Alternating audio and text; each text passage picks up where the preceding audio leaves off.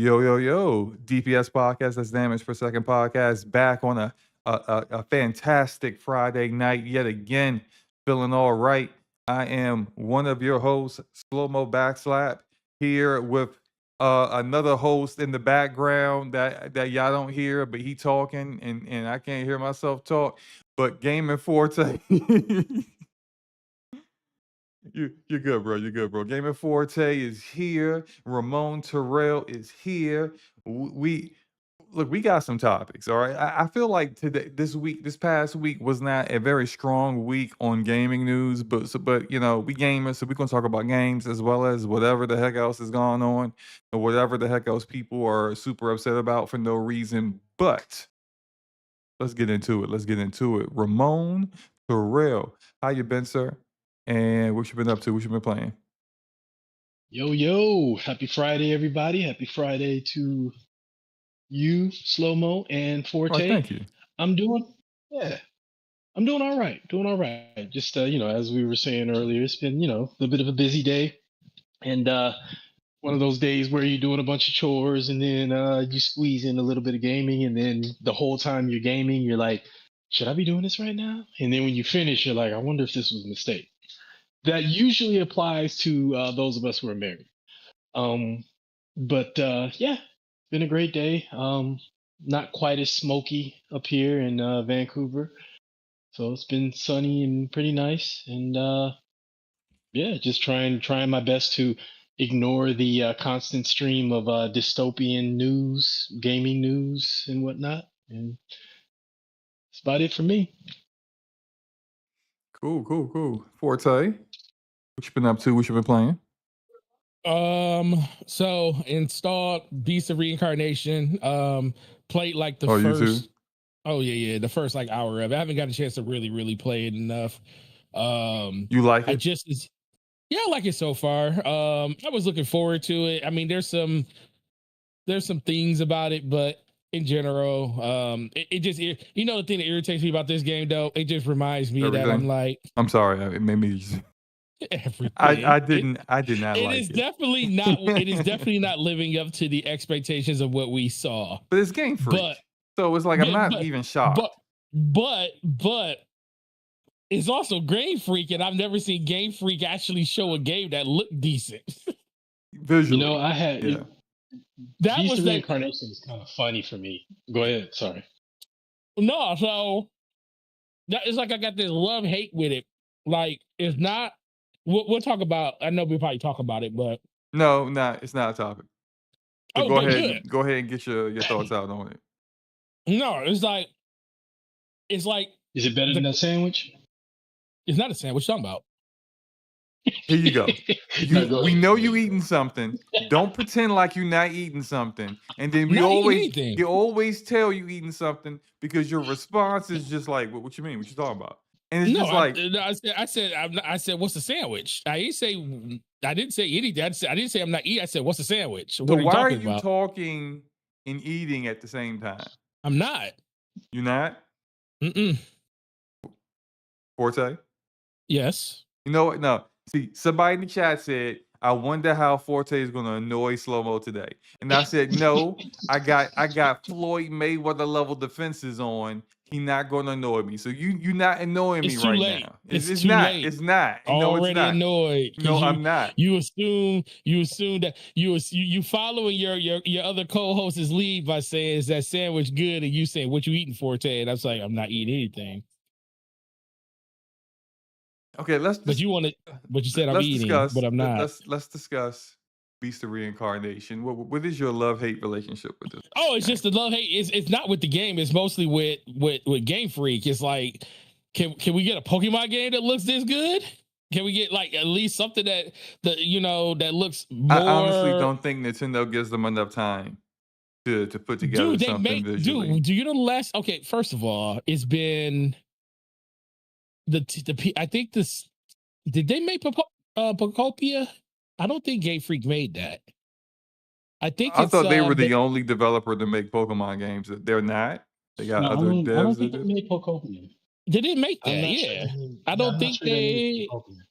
Yeah. I just wonder how much resources Nintendo gives them to make those Pokemon games. Though. See, that's what I'm wondering. So I'm gonna tell you right real quick. I tried out Beast of Reincarnation because it's in Game Pass. I'm so glad I didn't buy it. And shout out to Game Pass. And I did like the opening kind of Oh, never mission mind. It thing. is. It's co-developed by Game Freak and Omega Force.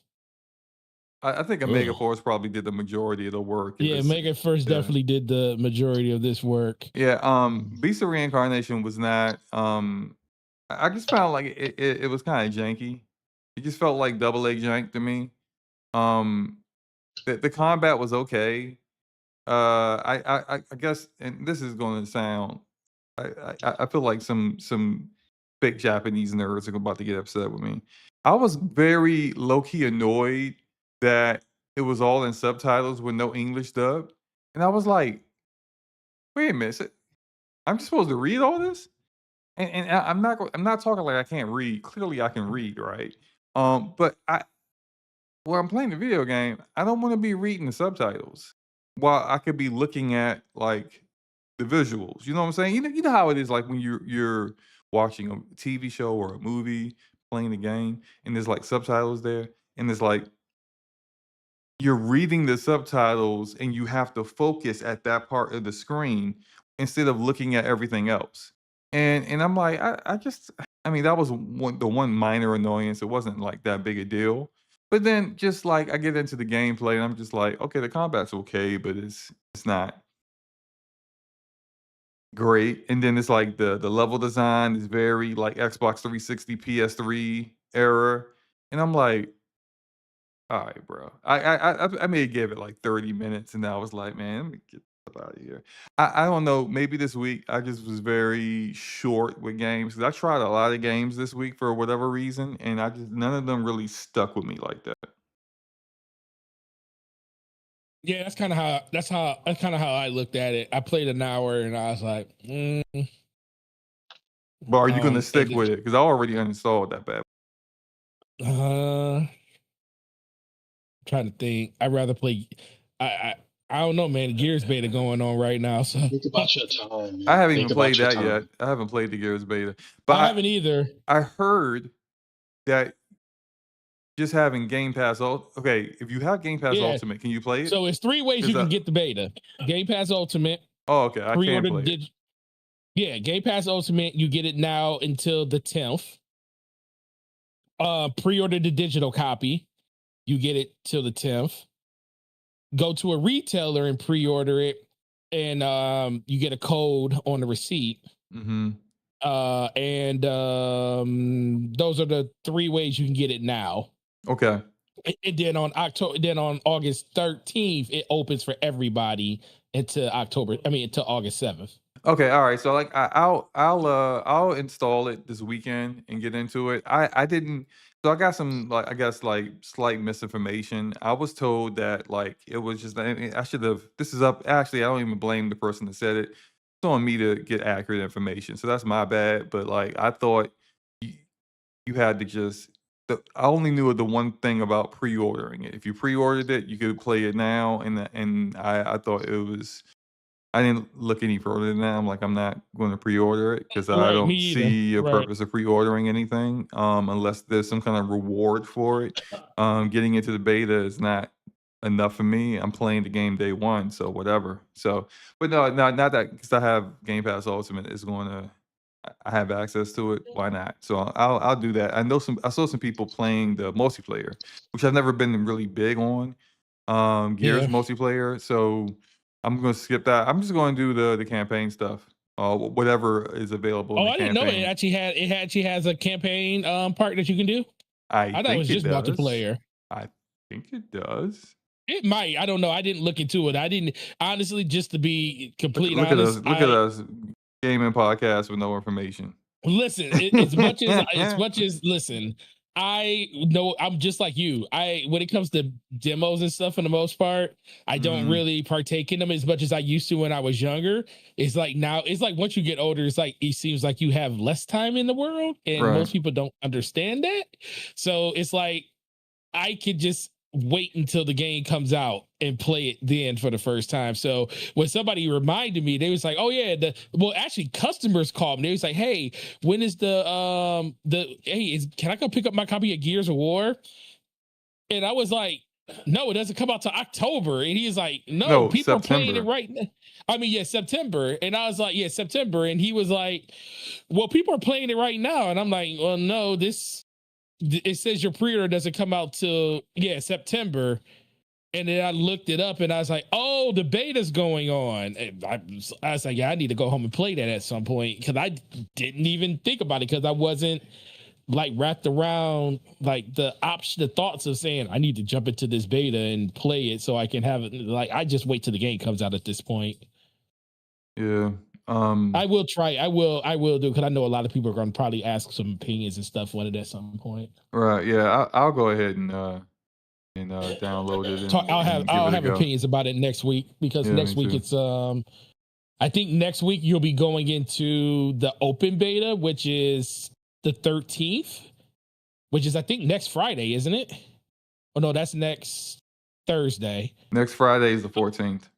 Yeah, so next Thursday is the 13th when the beta goes live for everyone. So we can So I'll definitely have played it enough by then to like give people like my thoughts on like what they should expect if they didn't add anything else to it. Could this be open for everybody then? So that's probably the best time to talk about it. Yeah. All right.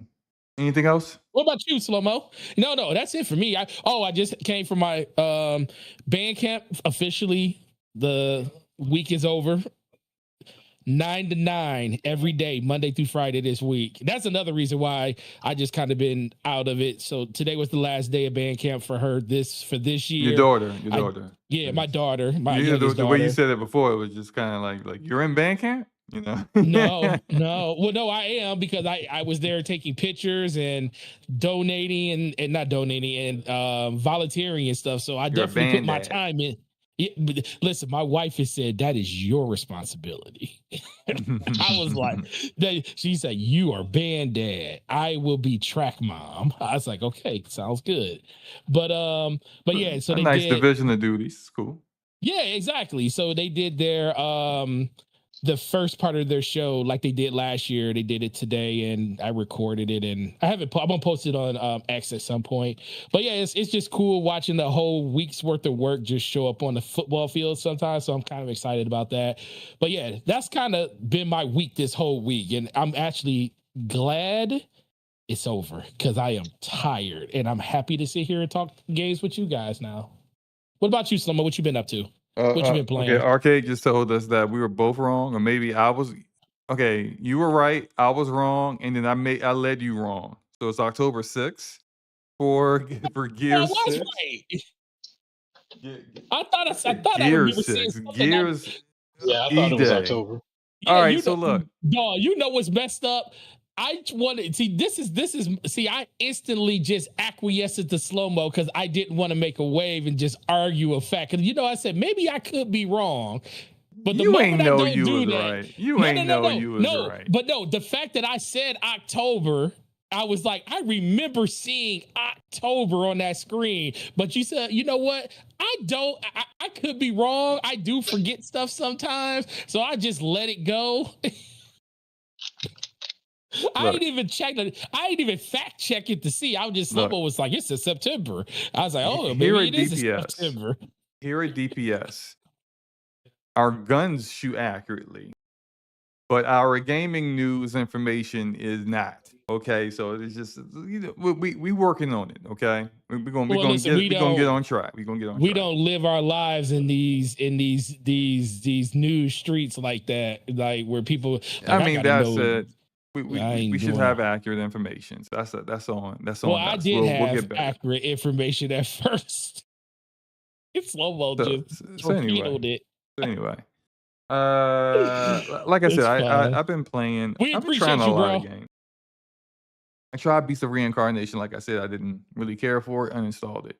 I tried this other game. This game, it's in the past week. It's sold like 1 million units. I was like, wow, okay. I didn't know it was, like that out here. Mist Fall Hunter. I think that's what it's called. I tried to try it. Shout out to Xbox PC app for being a piece of garbage. I installed it through Game Pass, and Uh-huh. the game kept crashing at launch. And typically, when Interesting. I'm really like enthused to play a game, the game crashes, it gives me an error. I look up the error, I Google it, I see what I need to do. Typically, this kind of stuff is easy to resolve on PC. Maybe there's an INI file that needs to be modified. The executable is put in the wrong place. There's always some issue going on with Xbox PC app. I just didn't care. Like, I really like. I was about to troubleshoot it, and then I said, let me go over to YouTube and look at some gameplay. I looked at some gameplay, and I said, go ahead and install that. I don't care. I don't care this much to make sure this is working. I You just wow, don't. bro. I was like, no, I'm good, bro. So like I uninstalled that. I tried Hell Is Us, another game that's another like double A game. And in this it's a little bit like it's like kind of Resident Evil, but then also not necessarily Souls like, but like hack and slash. It's like like I don't I didn't care for it. I didn't care for it. But I was intrigued what was going on. It was very confusing. And when I say this one has double egg jank, it's like the double egg jank is just like how the story don't make no daggone sense. And sure, it can not make sense because it's supposed to be mysterious, but it's like it ain't really land in the execution for me. So I was like, I may have I played definitely more of that than Beast of Reincarnation. I played maybe like an hour, I think. And I can just tell I'm like, when I'm done playing this game, I am never going to play it again. So I just went ahead and reinstall that too. I mean, sorry, uninstall that You too. And you then wild. what else? Did I play anything else that's like newish? I don't think so. Other than that, and this is gonna make me sound like a complete casual, just straight ball and gun gamer over here. Yeah, a lot of Fortnite and Call of Duty, and Fortnite got this whole sprites thing. It's basically like Pokemon, and it's real addictive. And I get you Pokemon people who are like Uh-oh. so addicted to Pokemon because it's like the whole, oh, I need to get all the sprites, all the Pokemon. Oh, a new one popped up. Let me go extract Are that you one. talking about Pal World or something? No, I'm talking What are about you talking Fortnite. about? Oh, Fortnite. Like, are you listening? Well, You are not listening. how did Pokemon get into this? So for everyone else that's been listening to what I was saying instead of Forte, I just they heard got this thing called Pokemon. sprites. And Sprite is basically like Pokemon. You just like they got these little like one. If you look at the jumbotron, there's one on my character's back right now, and so like you kind of they turn into like a little backpack on you, and they give you special abilities or kind of like like if you get the fire sprite, when you shoot the other people, they get set on fire. Stuff like that. Or if you get the water sprite, when you're in water, it will restore your shield. That kind of thing. So, but it's really just Trying to about figure out just how that's like Pokemon, but go ahead. well, hold on. You find them in the world, you Okay. pick them up, Okay. and then you extract them, and then you always have them in your collection. And then you can choose the sprite that you want before you go back into the battle royale or whatever. So So it's they're an ability, basically. some of them are kind of useless. Like there's a But that's what I'm Batman saying. one. There's a Batman one. It has the Batman like mask on. All it does is give you a cape when you jump in the air. It's just it's completely pointless. Yeah, but it's it gives you an ability. It's not something you see on the screen after you acquire it. It's yeah, just you an do. You ability. see it on your back. It jumps on your back.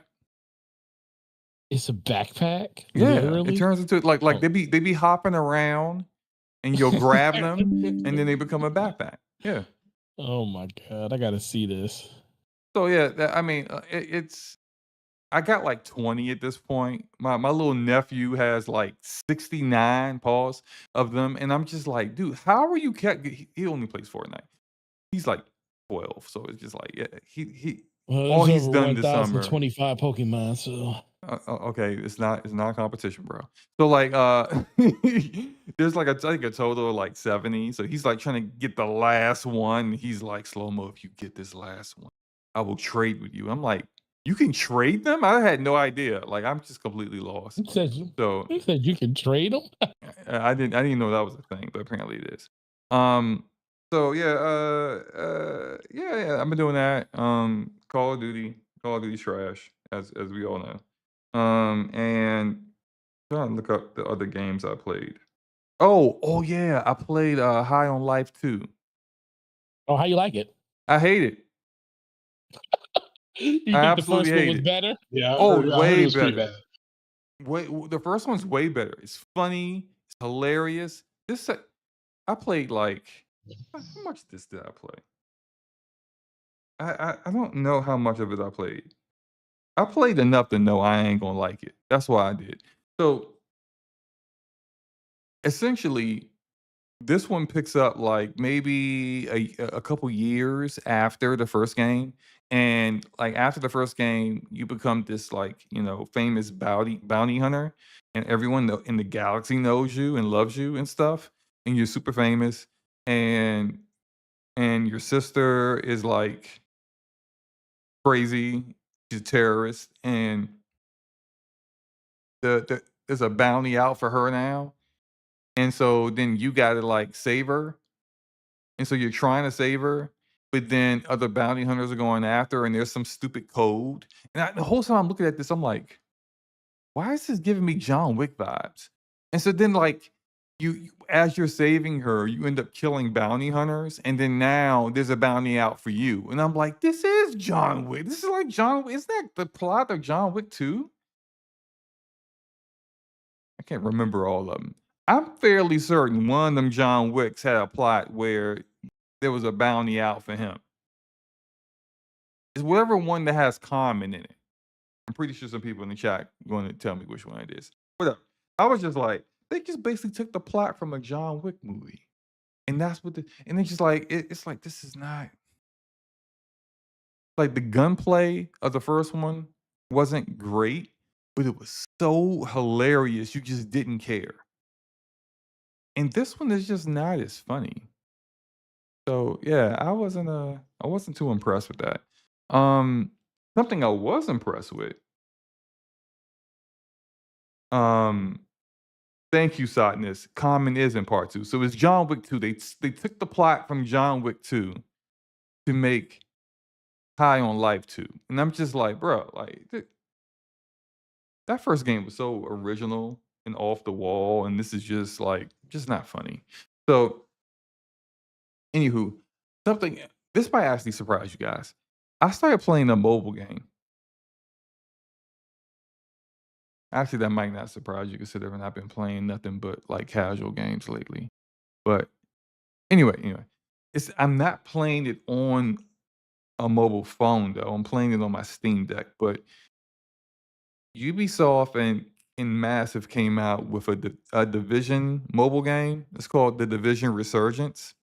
It just started its second season and it released on PC on Steam. But I'm like, I looked at that game and I was just like, ain't no way I'm playing that on my PC.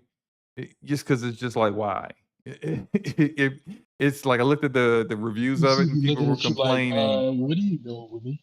Right. Like people were complaining. It was like they literally did nothing to this. It's literally just the mobile version. I've seen this before.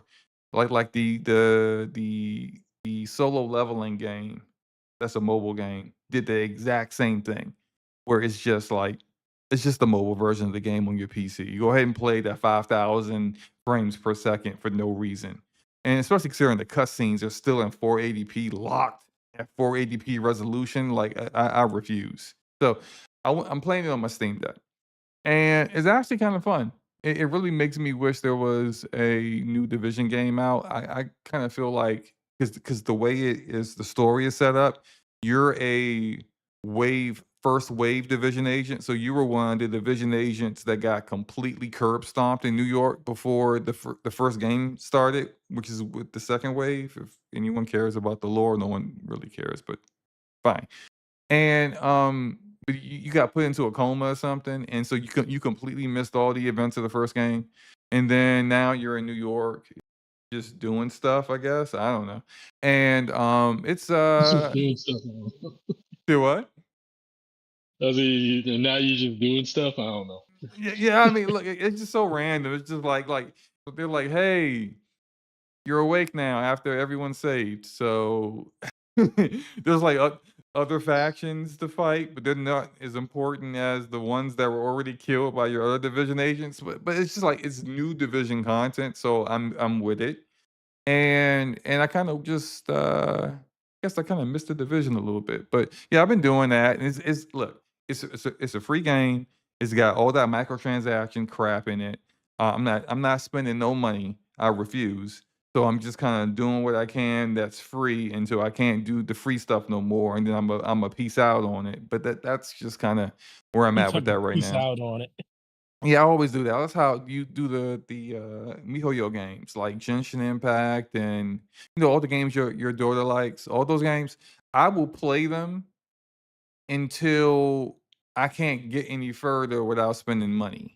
And then that's when I'm out. I'm not doing it no more. Right. I did install, and shout out to Everborn,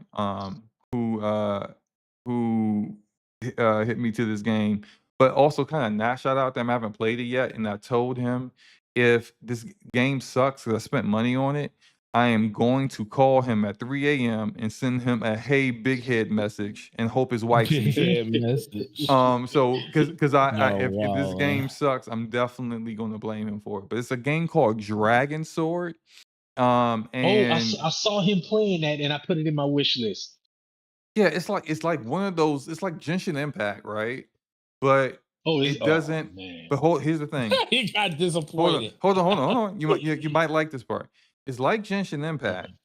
but like the developer apparently was making one of those mobile, like kind of Genshin Impact kind of games, and then their publisher, I don't know, had a problem with them or something. Something happened, and they got fired, Fired. but they were able to retain the IP or something. I'm probably getting the story wrong. My bad.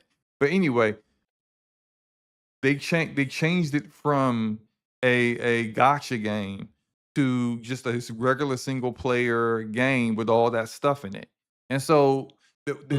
my issue with Interesting. gotcha games is that typically the gameplay is fun, and it needs to be fun for you to be able to do all that redundant stuff over and over again, trying to grind for whatever characters and stuff. But like Right. there is no need to grind in this one from what I'm hearing. I haven't played it yet. I will probably play it over the next week and let you guys know if it's good or not. And if it's not good, I'm definitely sending Coming Everborn to a everyone. hey big head text message at 3:02 a.m. and Hey, big Shout out to head. and everyone. and I hope his wife sees it and kicks him directly in the back. But anyway, shout out to Everborn. Dang. But Terrible. yeah, so that one I'll let you know how that one turns out. But yeah, that's it. So I don't think I played anything else. Oh, I did play a little bit more of. Okay, I almost finished the bonus missions in Halo Campaign Evolved, and I thought I was recording them, but apparently at some point my NVIDIA recording app got turned on for desktop capture, which is a huge problem when you have multi monitors. Because so it started capturing the wrong screen basically. So I had like recorded Oh, all that stuff, and it's all looking at like all you hear is the sound of the game, but the visual is my desktop of my other monitor.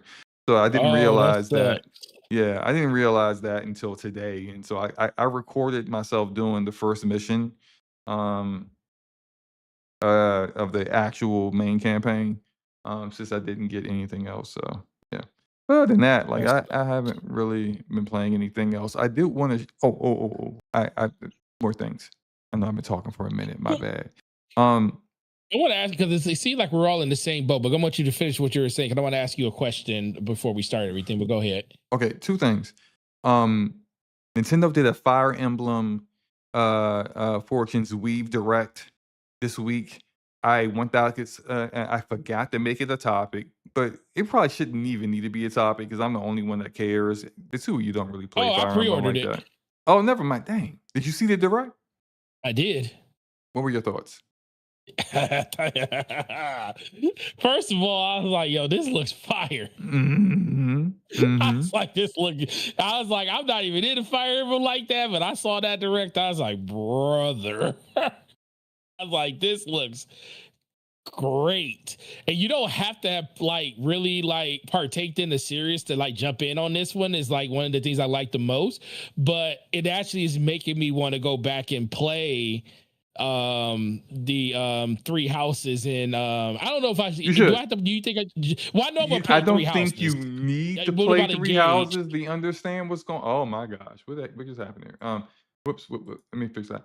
I don't think you need to play 3 houses to understand it, but a lot of, like, the not Easter eggs, but, like, the lore-based things that have a far deeper meaning than someone who wouldn't have played Three Houses.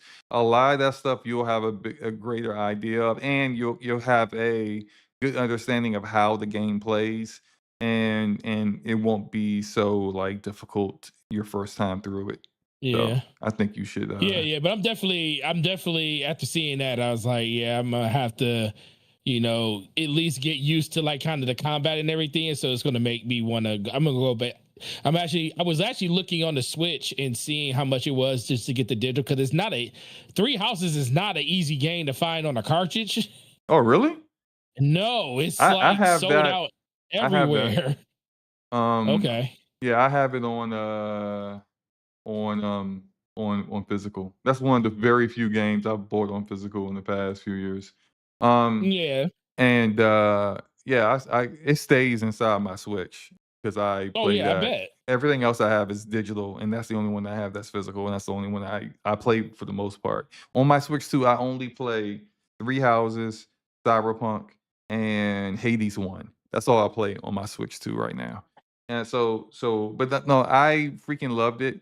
I saw people complain, like you know, the tourists, right? The Fire Emblem tourists and the The haters. They're tourist. all like, "Oh, why is there a gun in this game?" And it's just like, "Oh, so you didn't play the first game to know that it was, people was dropping bombs on cities in the first game." Yeah. In So the it's just first like, game. and not in the first game, but in Three Houses. So it's just like the idea that you would not know that, but you out here talking like, "Oh, there's guns in it." All right, well, thanks tourists for letting us know you don't know what you're talking about. I like to Shout out call to them a you. tourist. But yeah, I'm definitely going to. I already know which characters I'm going to start with first, and then I do think I was talking with Luca about this. I do think they revealed too much information. It's like the Mm, whole is like, here's your actual protagonist. I'm like, why'd you show that? Because clearly I can see based off of playing Three Houses that like the first half of the game is going to be one of those 4 characters that they've been showing this entire time. And then at some point there's going to be like a time they showed there's gonna be a time, skip, and then there's gonna be your main protagonist or whatever, and then you can kinda choose, who you're going to go with from there, that kinda thing, which I'm fine with all of that. I just didn't need to know any of that. I would have preferred it just be something that you get revealed as you play the game. But that's like really my only complaint. Everything else look fire. So can't wait. It's out of all the games coming out in September, that's one of my 3 games that I'm definitely playing. Like definitely playing. My other 2 are Control Resonant and Wolverine. So those 3 guaranteed day one buys. I'm playing those. Everything else is kind of like, even if I'm interested, It's just too much in September. I'm gonna have to pause on that or pick it up on a sale or Black Friday or something, you know? Yeah. Oh, and the last thing, shout out to Ramon here. Ra Ramon, do you wanna talk about this? Uh, what are we talking about? So Ramon gifted me a game. Oh yes, yes, yes, yes. Ramon's like, what is you talking about, bro? So Ramon, like I get a message and he's like, "Hey, here you go. And can you stream this, please?" And I'm like, what is this?" And it's like a link to Fanatical. And I look at it, I'm like, this man just gifted me a game. Oh. And then I see what it is, and I'm like, oh no. Oh no. It's one of those odd world games, right? So it's Oddworld Stranger's Wrath. Now, here's the thing. I love all the Oddworld games. I would not recommend all of the Oddworld games to you, Slow-Mo, because I Mm-hmm. know Mm-hmm. they are so far outside of your taste zone Mm-hmm. Mm-hmm. that you would. The reason I am so adamant about you playing Stranger's Wrath is because one, you can primarily, I mean, you can play it in first person and third person mode, but first person mode is where he pulls up his crossbow and he Mm. uses literally live ammo. Oh. And that live ammo are all these different critters in the world, so you can set traps. So there's this one where it's like this beetle that uses like webbing, like silk webbing. So you plant that, and then when they walk past it, it'll like wrap them up. Or like there's these things called fuzzles, and they look like these rabbit fuzzy things, and you shoot them and they stick to walls or on the ground. And So when enemies so walk by, they jump them, and it's one of the most hilarious. It's a hilarious game. Like the NPCs walking around the towns are sarcastic and hilarious. It's such a funny game, but it's fun. okay. So I think you'll like it a lot more than you think you will. Okay. That's Almost cool. like, what is this game you No, want no, me no, to no, no, no, play? no, no, no, no, no, no. See, I've been thinking this whole time. He's like, stream it. I'm getting PTSD. And some of y'all know what I'm about to talk about. I know what you're PTSD, about to talk about. Bug snacks. I yes, mean, Bug Snacks, this where I is had to not Oh bug stream Lord. that. snacks. And then they kept super chatting to make me stream it longer. And I Yeah, they did. literally was I getting did my job that day. physically sick playing the game. 'Cause Bug Snacks is that terrible. So I said, you know what? How do I get Ramon back for this? That's what I was thinking, right? So I have an idea. Ramon, you want me to stream Oddworld? I'll stream Oddworld, but only if, Oh Lord, here we go. I know what's coming. I already know what's coming. yeah, yes, you do. I'm going to gift you Cyberpunk, and you gotta play Cyberpunk. Don't waste your money. Oh, Don't don't waste your waste my. money. Oh, don't waste my money. I already Oh, have it on GOG. I have it on GOG. I ah, tried it, and ah. and all the cybernetic people were freaking me out, and so I stopped playing it after about 2 hours. But yes, I have the game, and Mm-hmm, yes, this is a completely mm-hmm. different. This is such a different. These two things aren't the same. Well, how? See, you just don't want to give it a chance. I have You a don't want to give borderline, Cyberpunk a not a chance. full. How long you getting I did. Cyberpunk? How long did you get? I played it about. I played about 2 or 3 hours. But Okay. the difference between Did you do the the difference hold between on, hold on. Did you do huh? the Compeki Plaza heist? No, Okay, so you didn't you're not even out of the prologue.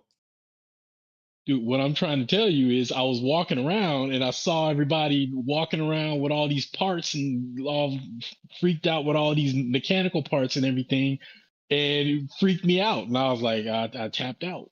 You tapped out. Cool. That's cool. Like the But guess what? quality is there. Like I was playing it and the quality was there. I was Oh, like, this because game is it's fantastic. one of the best games to come out in the past decade. And so when I see, I want screenshots. Like I want to see that you playing Cyberpunk, and then I'm streaming Oddworld. All right. All All right. right. Yeah. It feels good. I feel good about that now. I feel good. Forte, before we get into the rapid fires, you were saying Yo. something that said you had noticed something about the three of us. And Oh, I thought, yeah. devilishly, handsome and whatnot, but sure, Well, yeah, right, but we are like, devilishly handsome. Well, yeah, that's definitely but a it wasn't thing. I that. It agree with wasn't that. that. It was It something wasn't different. that. It wasn't Okay, that. go ahead. The fact that because Ramon really didn't talk about any games this week that he played. You said you just was like jumping around. Nothing really captured your interest. It was kind of the same with me. Let me. I'm not saying as a whole for like the whole year or anything, or even if it's going to continue because we do got games like GTA coming out. Hmm. But do you think gaming has gotten boring recently? I don't think. Okay, Because I I don't. Absolutely because not. Not to me.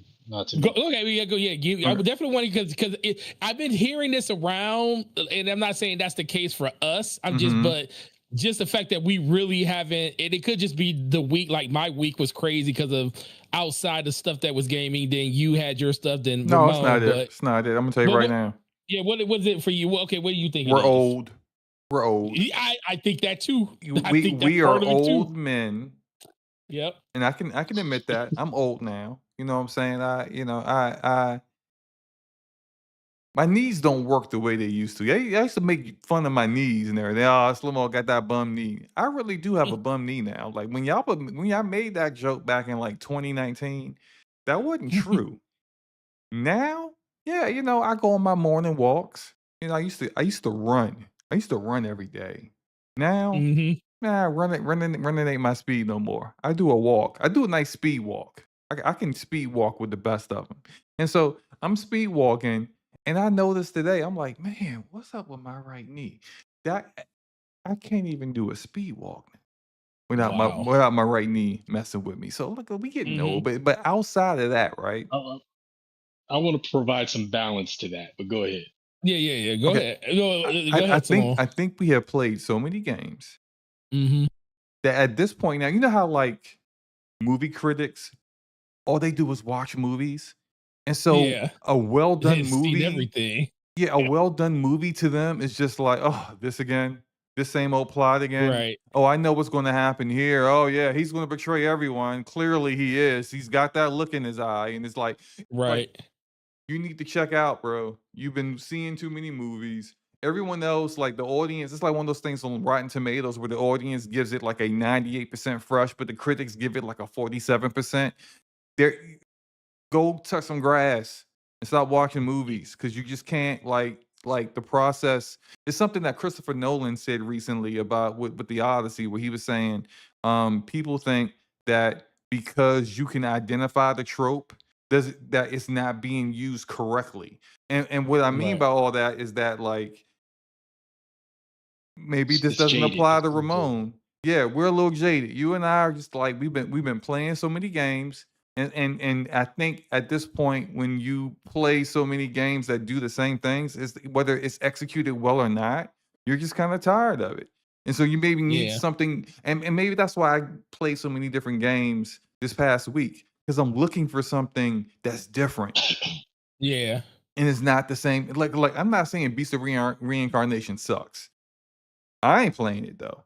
So like I'm just not gonna do it. I'm not doing it. I ain't I'm gonna not say you suck, but I ain't messing with you. right. I ain't gonna I'm say not you go gonna ugly say girl, but I ain't taking you out to a dinner and you ain't gonna meet my mom. yeah, absolutely not. You're like, oh, Like I'm not saying you're not bad. You be like, oh, do you want to go out? Oh, no. yeah, like Hell is I'm just Us. saying. I'm just Hell is saying. Us is probably great, right?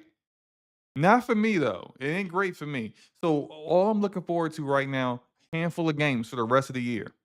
And Yeah. honestly, if Fire Emblem Fortress Weave is as good as I think it's going to be, I might just play that after it comes out. That's might be the only thing I play. I might not even play GTA 6 Right. because I'm just honestly, I'm not that jazzed for it. I'm not skipping and hopping Number one, that it's you know, and streaming that's a topic service. later on. This whole Grand Theft Auto 6 exclusive deal with Netflix, and everyone up in arms about. I'm just like, it's just an extended look, bro. You can't play an extended look. What are y'all tripping up? All right, that's later. That's later. We'll get into that later. But it's just I just don't Well, I don't care. I just don't care. And as somebody, maybe I feel different in September, but it's just like at this point, like unless you're doing something amazing to really like blow me away, I'm like, whatever, bro. Right. All right. What about you, Ramon? Yeah. well, as somebody who is significantly older than both of you, What? who, dude, I am way older than you two. No, you're not. How old are Dude, I'm you? 50. You what? What? Yeah, You're how old? I'm 50. No, you're not. You're 50. I'm actually technically 50 and a half because I'll be 51 in February. Wait. And I did do my would have never guessed. plyometric jumping squats on Wednesday. What? Also, You've been out here on the Hallmark Channel and all these Netflix TV shows. Well, I mean, you're black, so of course you can play a younger person, right? but I'm saying, oh yeah, they be casting me for stuff that's like 10, 15 years ago. yeah, and just black don't crack. But you don't look 50. So I just like. That's what I was like. Wait a minute, I thought I was hold older up. than you. I thought I was older 45. than you. I'm 47. If I didn't have gray in my beard, which I mean, like I don't have a beard. I kind of keep my stuff close cropped. When you gotta look. I'm not saying I'm a handsome man. Maybe I am, but I just like when you got a face, you want you want people to see your face. I'm not gonna hide my face in my beard, but like I got gray in my beard. So like if I didn't have gray in my beard like that, if I just decided to just go clean shaven, I would look like I was like early 30s. Yeah. But that's definitely because I can't shave. I look. But when I've seen you and stuff, Ramon, I was like, all right, this dude. Well, maybe it's because when I first saw you and things, it was like I think I saw you in was it Angel? I think that was the first time I recognized you in something before I like met you. But like, was it Angel? You were like, wait. It was something on the CW. Arrow? You don't even remember the stuff you've been in. Never mind. Like, see, now you definitely 50 years old. Asked him, like, remember when we had this conversation where he was like, yeah, remember that scene where you was in, and Ramon was like, what the heck are you talking about? He don't remember nothing. It's like, man, it's like I just move on. Y'all, the iconic things that y'all remember are things I don't. It's like a Tuesday for me. Yeah, it's just like I did that move. Like you jumped out a window, shot a guy, headshot in the head. Like I did that, really? I mean, you don't remember? Well, if it was something like that, I would remember. If it was something like Doomsday coming out, yeah, that's something I remember. That's nothing against Hallmark. Nothing against Hallmark. But, yeah, Hallmark can afford stuff like that. Come on now, Oh my god! Shout out to Hallmark. But like y'all ain't doing stunts like that. Shout out to Hallmark. Y'all are wild. But no, like I'm 45. Forte is like 48 or 46, 47, 47. I see. I was getting there. So like I thought he was the oldest. So I'm shocked. Never mind then. Ramon's the oldest here. This is clearly the old man podcast. We start calling it the Ben Gay, gaming podcast. 3 men in the 3 men in the controller. Oh man, three gray beards, as IMAX said. 3 gray beards in the controller. Oh really? That's the perfect. Oh really? Yeah. All right, let's do this rapid fire. God of War. We got another update on the TV show. So there's a rumor out here that Dave Bautista is in talks to become the new Kratos, to take the replacing Ryan Durst. And we talked about this maybe like 2 episodes ago, maybe even last episode. I can't remember, but we were talking about how Sony had replaced Ryan Durst. He apparently got an injury, and it's going to take him like until 2027 to rehab, recover from the injury, and start filming again. Filming again. They already filmed 4 episodes, but instead of waiting, that they decided to go ahead and recast him. And Ramon here, the actor veteran that he is, was like, really informed us that it might not have been strictly because they didn't like Ryan Durst, and maybe some of the memes and the reaction of that supplied screenshot that looked like a poor cosplay of Kratos that he was in may have had a little bit to do with it, but for the most part, they booked these locations, and correct me if I'm wrong, Ramon, the way you said is that, like, they can't hold those locations forever. So, like, going into him recovering and being ready in 2027 just may not be doable for them if they're going to go film in New Zealand or something and they can't get that location. It's already booked for a different movie or something, right? Yeah, I mean, it's it could be a number of reasons, including the reasons that you guys are speculating. But my speculation is it when it comes to locations, like it's budget and also schedule. So like say they have the money to keep that location as long as they want. But if they already in New Zealand, they're like, okay, we want to book. I'll use Vancouver as an example. We want to book Beaver Lake at Stanley Park we're going to need it for 3 weeks.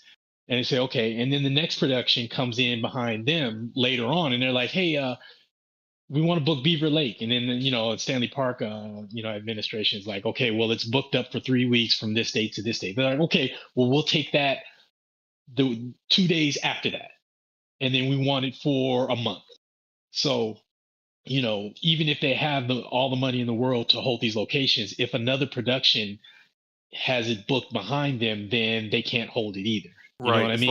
like Or IMAX, right? Like yeah, Warner Brothers secured IMAX for Dune Part 3, and yeah, then Disney, which is clearly Avengers Doomsday, is going to get more, like earn more than Doom Part 3 is, not because it's better. It's probably not going to be, because Doom Part 3 is going to be amazing. But anyway, it's just because it's more popular, but that doesn't matter.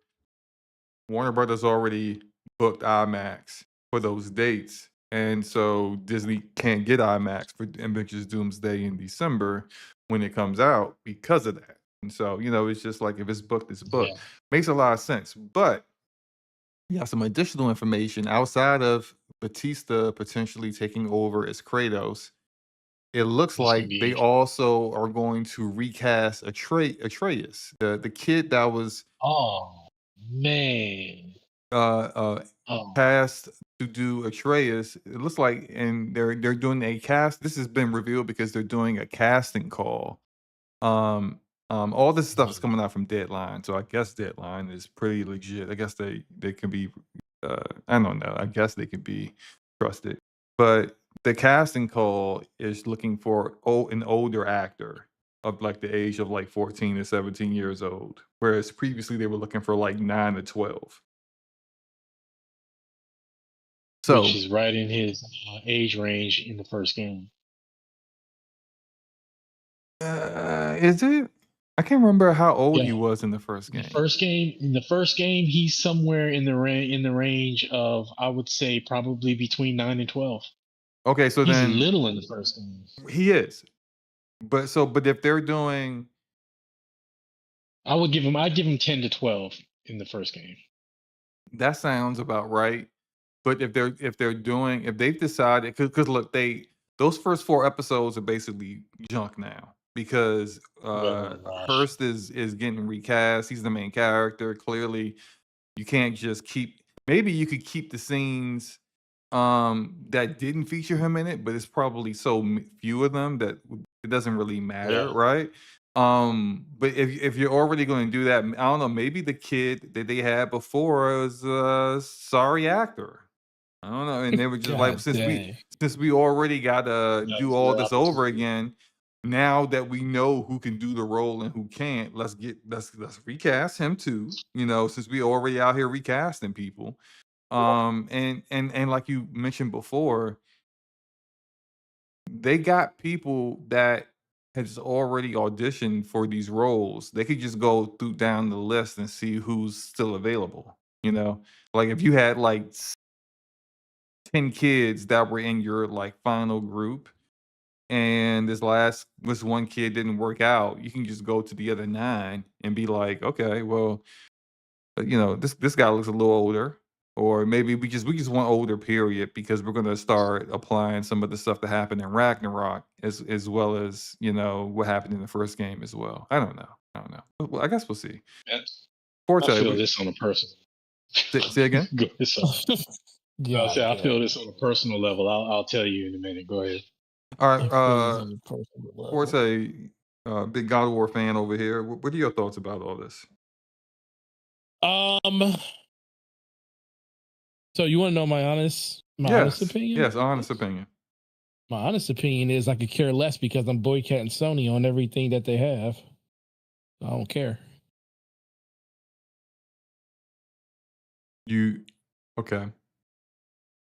I understand. I'm not doing it. I'm not. You know I love God of War too. Okay, but just to give an opinion on it, it was going to with him. He's a lot smaller now, but we all know when it comes to movies, I think he can definitely put the weight back on to. Yeah, Batista, he's like way smaller now. Yeah, but we know he can. He's he also can put the old. Weight. I mean, he is. He's super old. I mean, he's older than Ramon. Old. Yeah, he's like 55. Old. Wow. He's like 55 years old. So like, I mean, look. I'll tell you this: the biggest the thing Rock for me, is on steroids. I think the Rock got people kind of thinking like Right. anybody, like it doesn't matter how old you are, you can just look like you're a bodybuilder. No, he's on steroids. So it's like that's why he still looks the like Rock that. is also looks smaller too now. He ain't got no choice. Yeah, because he had to get he's off also older than he's Ramon. He's super skin. If you want a good gauge, if you want a good gauge for what somebody can look like at 55, look at the videos P90X3. If you've ever heard of the Beachbody workouts. Yeah, P90X3. Tony Horton is 55. Tony Horton, yeah. P90X3, and that'll give you a good idea of someone who is not on that stuff, but is ripped and has some mass. He's obviously not huge because a lot of it is what do you call it? Athletic, functional muscle, but that'll give you a good idea. Yeah. Even at 55. Yeah, and that's the thing. So, and the other thing is, it's like, can I look at Kratos and not say that looks like Batista? Well, I mean, the way Kratos, the way he speaks, I can see Batista doing that. And Batista's a decent actor. Like I've seen him in other stuff. It has nothing to do with his acting. It has because I think he's a decent enough actor to do it. Mm-hmm. And I think when he talks, I think he could speak the role into existence too. But it's just when I see him, am I going to see Batista, or am I going to see? Well, see, that's up to Dave Batista selling it, because like a lot of times, for example, I'm not saying he's on this level, but Robert Downey Jr., for example, like after he did Iron Man for so long, and he tried some other things and they didn't work out, but he was in Oppenheimer, and he's in Oppenheimer, he killed it in Oppenheimer. Sure but did. Nobody looked at him and said that's Tony Stark out here talking to Einstein. No, it was like that's that guy who's being super annoying right now, doing whatever he's doing. But he like all the monologues he hit in there, amazing. Like he stole the show. He was the best act. I mean, he had the best performance in the movie. And so, right, if you're really good at it, and the thing is, I think Batista works because he's a big dude. and he can kind of already like, in the other stuff that he's done, you can kind of see him just easily transition into playing Kratos with very little prep. Oh yeah, yeah, yeah. I definitely think he could do that. Yeah. Now, Ramon, you said you had some thoughts. Some people think he's Drax.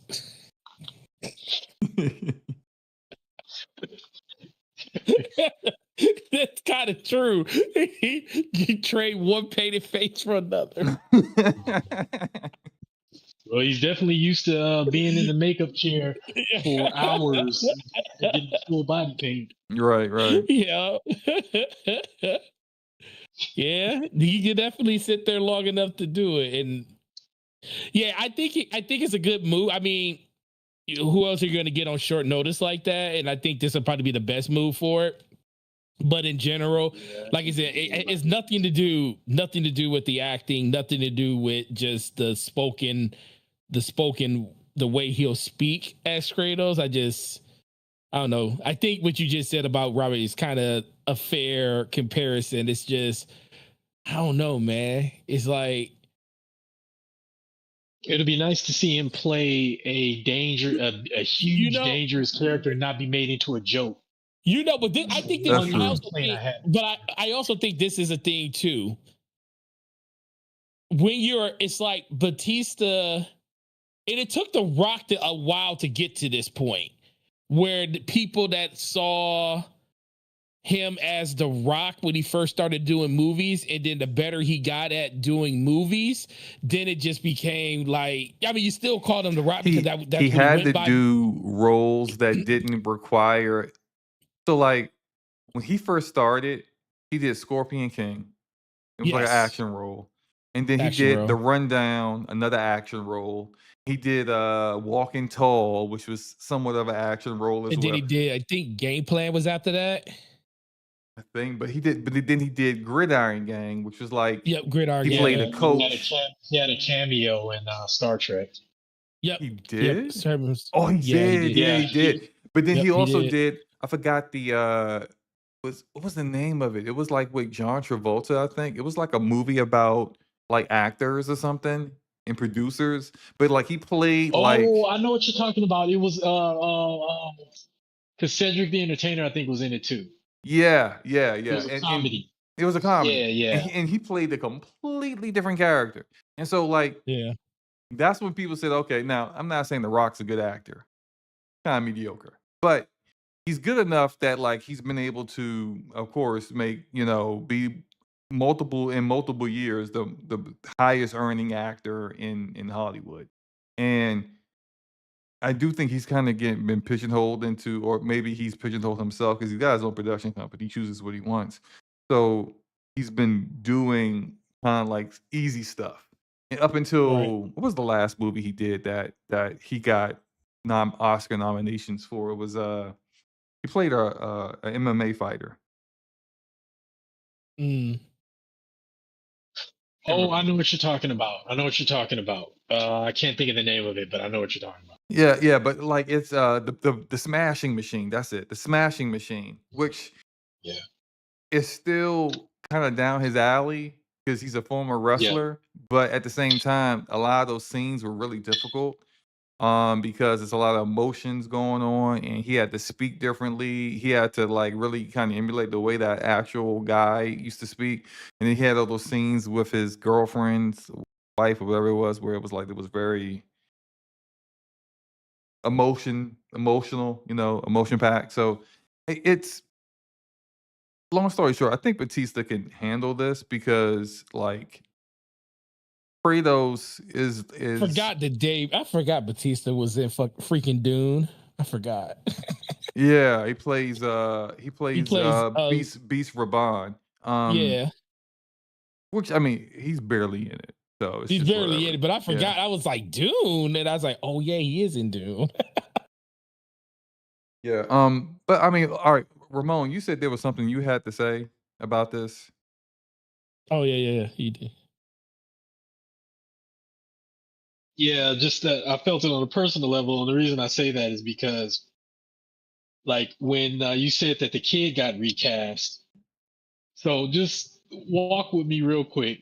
Uh-oh. Walk with me, talk with me, follow me. You guys remember the last Star Trek movie that was in the theater? Oh yeah, yeah. It's like Into So Darkness or Into the dark, something yeah, darkness. Dark. Yeah. Into darkness, Into yeah. Dark. The third movie in the So Kelvin series. yeah. So I get a call, from my agent. She's like, "Yeah, you've been requested to go for an audition." So I go in and I do the dialogue, do my audition and everything, and then I throw it away and forget about it because you have to do that or you go crazy. And then I got a call back, and my agent's like, "Yeah, they want to see you again." So then I go in again, and they test me in a different scene. I'm like, okay, cool. Oh man, they And wanted you to be then a red shirt, huh? A red no, shirt. He didn't get a blue shirt or a yellow, a gold No, shirt. I wouldn't so even taken a red shirt. that's a look. I'm not even a Trekkie, but that's a Star Trek reference. A Yeah, red shirt it's is you're dead. basically you're dying. Like it's He's over dying for over you. there. And whenever Yeah. Kirk and Spock and everyone else and Bones will go If you got a down different on color the shirt other shore than party, theirs, you're not gonna and make it. yeah, and it'll be like the three of them, and there'll be some random guy. It's Ensign Johnson, and One it's or just two, like, yeah. and it's just some random dude you ain't Matter of never fact, seen before, and he the got a red shirt on. You know he is dead. matter of He's fact, going to the die in only the Yep, most horrific way possible. I yep. think the only person they've But ever killed that wasn't a red shirt on a planet was Tasha Yar in Next Generation. Because she was the office, she yeah, had a gold shirt. And that yeah, was because she had an issue with her character, so they gave her a death and wrote her out the story. But she's the only yeah. one that literally died that had on a different color shirt other than red. Hey, real quick, and this is just all a long, long time ago. I read this book. Hilarious. It's called The Red Shirts, and it's about It's about literally the the red red shirts. shirts dying and how they would like. I read a long time ago. It was great. It's like if you into reading stuff, if you want to read something funny, read the red shirts. Just trust me. It's great. It's great. Anyway, we cut you off, Ramon. Please continue the story, Mr. Red Shirt. Oh, so they my agent contacts me and she's like, "Yeah, they want you for another callback." So a second callback. So that's 3 auditions. I go in, and so then the lady's asking me these questions. She's like, "Do you mind wearing like colored eye contacts?" And I'm like, "Yeah, that's fine." And she's like, "Are you okay wearing prosthetic teeth?" And so I said, "Yeah." And she's like, "Are you okay with wearing like prosthetics on your head?" Oh, And they gonna then have you a Klingon?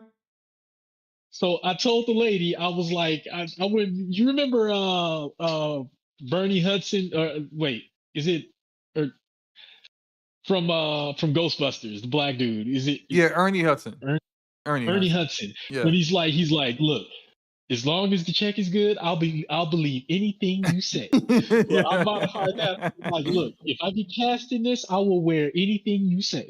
Right? And so Well, she kind of laughed. And you she's could like, put a dildo on my forehead. I will be whatever race that got dildos on their foreheads. Let's go. so so anyway, they did all of that, right? And I was when I tell you I was like a hair's breadth away from getting cast. And then my agent contacts me and she's like, they decided they needed a really skinny body type for this particular race. And if you look, it wasn't the Klingons, because that's what I was thinking. It was those creatures that Idris Elba was, because they had devolved living on that planet. And if you look at the body types, most of them are slim. And But so Idris I Elba was ain't slim.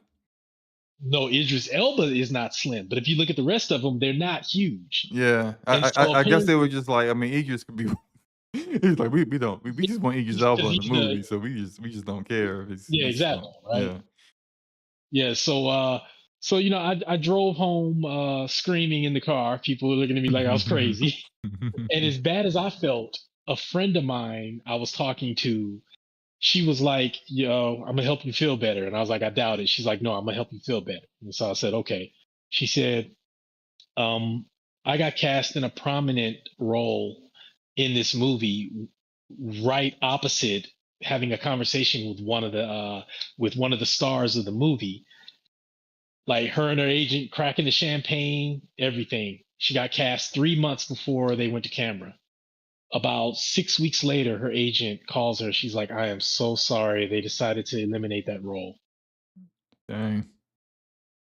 So the reason why I said I felt that on a personal level is because that kid who got cast as Atreus is like, that's a role that if he did a good job could set his career off. Right, right. And he was probably super excited and everything, right? He probably told his little friends and well, actually, he probably didn't because he's under NDA.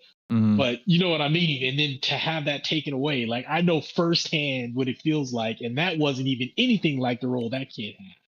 So, I mean, after a while, you kind of learn to live with it. But that first time and those first couple of times, you just like, Now, okay, yeah, it's but before we move on, ugh. quick question about that. So, like, and maybe you can answer this, or maybe you can. Maybe it's all like contracts, and this is different in every role. But okay, so this kid, he did 4 episodes.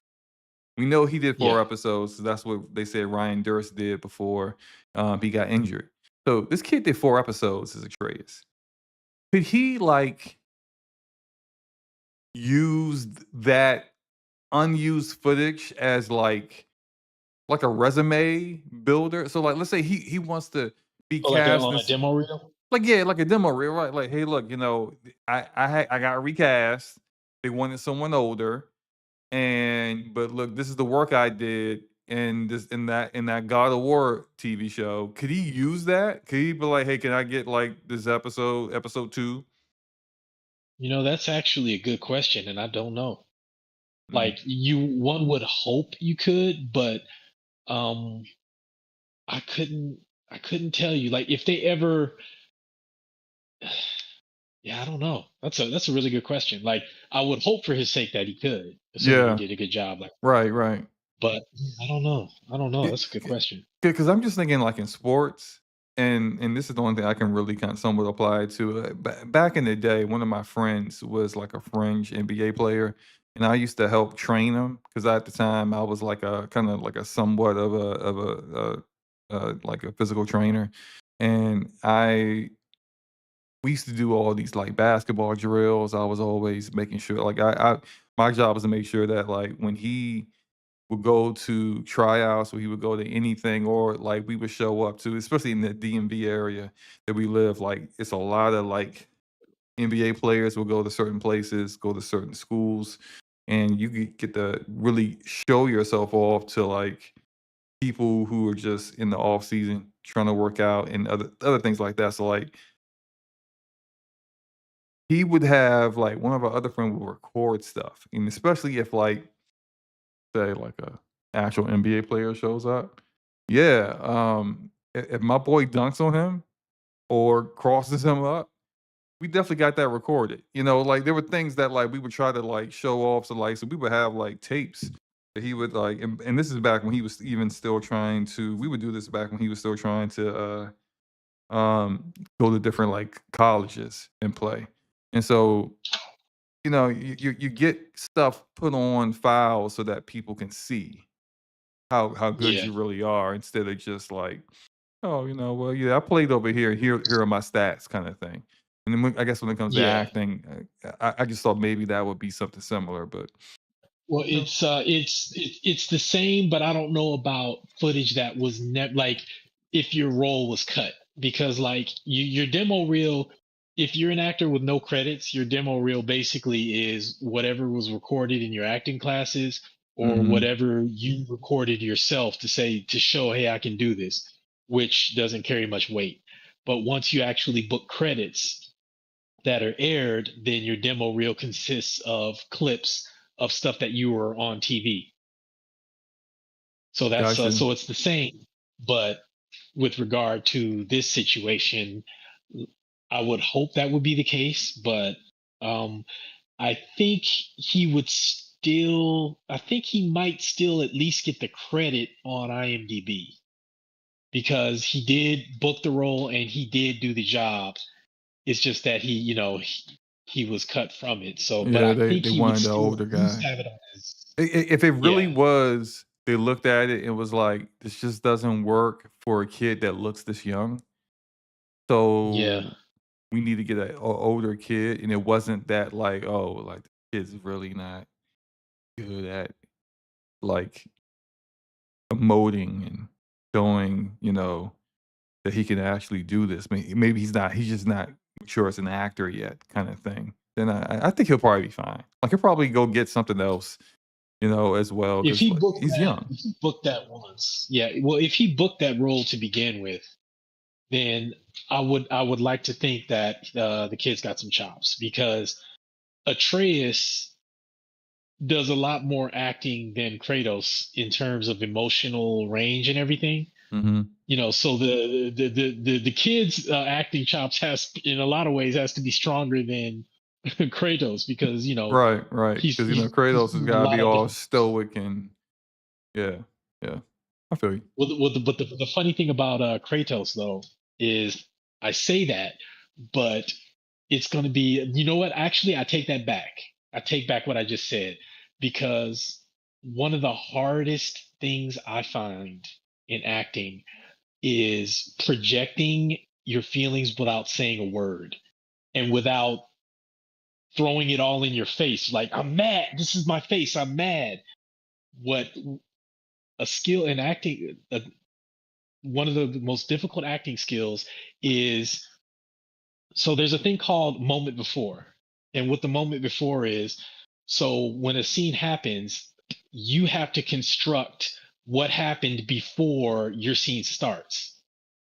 So, like, let's take this show for instance. Our moment before is when we're talking before we go live, right? And then we go right into it.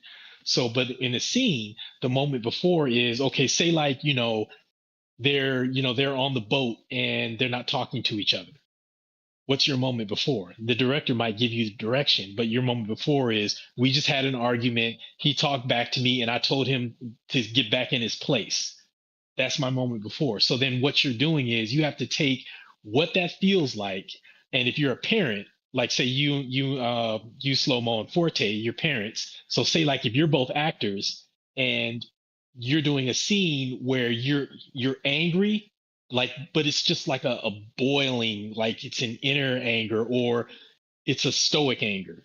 Well, it's like you take that emotion of what it feels like to have your kid talk back to you, and then let's say you get contradicted by your spouse or something, right? Just as an example. Well, then what you do is you take what that feels like, you sit in that, and you know exactly what it feels like inside, and then you leave it there. And then the director says, action. And while the kid is talking, you're sitting there in that energy and you're not saying a word. And you don't have to have your face looking, a certain kind of way, but because you feel it, the camera catches that. And that's what a lot of people Gotcha. don't realize is when you see something like that, you can't hide from the camera. Like if so, you can tell when somebody's not doing a good acting job because the camera catches it. The Mm, camera, you can't lie to it. You can lie to a person, you can't lie to a camera. It's not possible. mm. There, I went off on a whole tangent. No, no, no, that was actually pretty interesting. I think it's like a lot we do a lot of this stuff. We talk gaming, but and we're all gamers here, so we can all like discuss things in gaming and our opinions and sometimes some of us come on here and they're developers and we know who they are and like they can speak to it to a different level, but like you actually have a lot of experience in acting. So like when we discuss these like video game adjacent stuff, this cross media stuff, you have a different perspective of it than like say me and Forte, because me and Forte, we ain't never did any acting that day in our lives. So it's just for us, it's just like we looking at it from the view of what we see sitting, on our couch watching Netflix. Whereas you see it a whole different perspective because like you're seeing how like, oh, okay, I see how they did that shot, that particular editing cut here, and like all the stuff that really kind of goes with it. So like all that stuff is like, don't feel bad about a tangent. I like that. I like that kind of stuff is very different and fascinating. Let's go ahead and get into Appreciate it. though the next one Oh, here. really? Oh, really? And this is something I do have to go take care of something for my daughter real quick, but I'm gonna set this up and then I want Forte to give his thoughts on it. Xbox is bringing Xbox 360 games to PC, according to a leaked document provided by The Verge. This document also mentions that the disc to digital program, where players will be able to attain a digital license for physical games that they own, is also in development. And that there's talk that that might be coming out this month or maybe next month. We'll have to see. But the way that works is if you got a physical disc, I think you can put it in your Xbox and then you'll have the option to get a digital license for that. So you can take the disc out and then you can still play the game. And how that may work with you letting someone else have the game is that if the disc is used and put into a different Xbox and a different account, that the digital license will be transferred to that other account. So Forte, what are your thoughts on all this? Listen, I think this is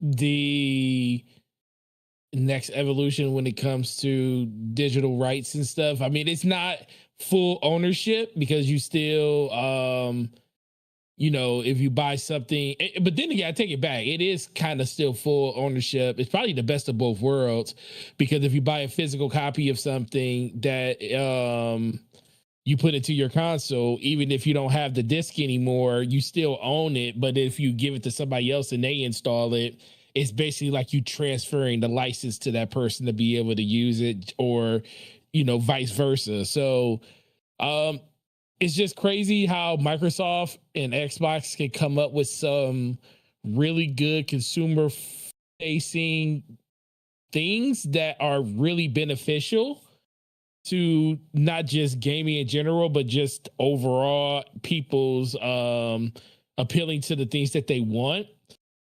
But then they fumble in so many other ways that it would seem simple. It's like they conquer the hard things, but they fumble the easy stuff. And I think that's the biggest, conundrum for me and stuff. But I think it's always been a thing that quietly they kind of been working on for a while, because that was kind of part of the whole conversation around what the Xbox One, when it came to to always check online games, and they were talking about selling back digital games, or things like that, where you still had a digital library and you were able to like transfer and do stuff like that. So this is something they talked about over 20 years ago. And I guarantee you a lot of that stuff behind the scenes never got kind of turned off. It just was something they just weren't talking about because the atmosphere was so toxic at that time around the direction that they were trying to go in. And, normally there's a reason that these companies are billion and trillion dollar companies, because they kind of shape the future of what happens across, landscapes and stuff. And they foresaw this kind of being the future of something that needed to be adapted to over 2 decades ago at this point. So, or almost just over a decade ago. I keep saying 2, but over a decade ago, about 13 years ago. So, yeah, I think this is a really, really good move, and I think a lot of people are going to appreciate it. In the end, it's going to come down to execution. Does that digital license, if this is a case, transfer instantly? Do you completely lose access? Is it going to be a situation where it tells you why you lost access? Is it going to say, like on your screen, like this digital license was revoked due to, the original media being, used by another user? So you can kind of get an understanding why things are happening. Because, sometimes, especially if you don't have to have the disc in your system, you might get rid of something and completely forget. And you look at your things like, oh, I have this game. And then you try to play it and you can't because you don't, have it anymore. It got revoked because somebody else is using it. So it all comes down to transparency of how it's going to react. But you can never say it's not a good thing, especially when everybody's screaming to the rooftops about digital ownership, digital rights, being able to own the games that you play and everything. And like I said, this is like, I think, a great compromise to really like get people to be good with the whole digital future thing, because I think that's kind of the crux that a lot of people have right now. Like, if I can still, if I have to get my games from one place, what tells me that you're going to be able to respect that and still, have competitive marketing out there for people to still get their games and everything. So it looks like Microsoft's kind of thinking about it. I wish they went a little bit further with some other stuff based on like the direction Sony's going in, but it doesn't look like that's going to happen. But I think this is a good compromise to a long-standing situation, and that's been going on for like a while now. The question is, how is it going to work consistently when they do launch this? What about you, Ramon? What do you think? I think it's a great move. I think it's a great move. It's yet another example of why we need competition in this space.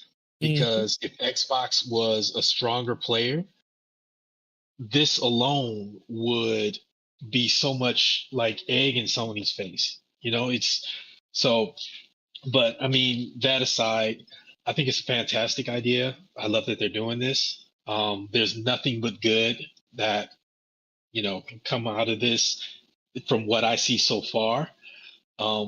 The technical questions that you've raised, I definitely am curious to see how that part is going to shake out. I'm also curious to see, how many games they'll be able to get.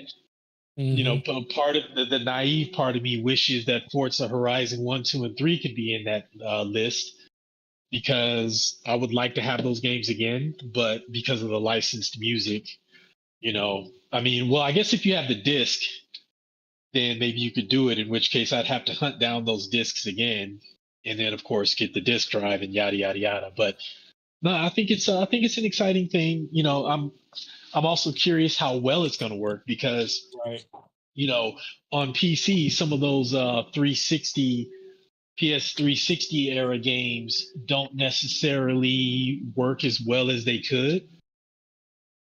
So, I'm kind of curious to see how well those games will run on PC. But yeah, I can't see anything Well, but good coming.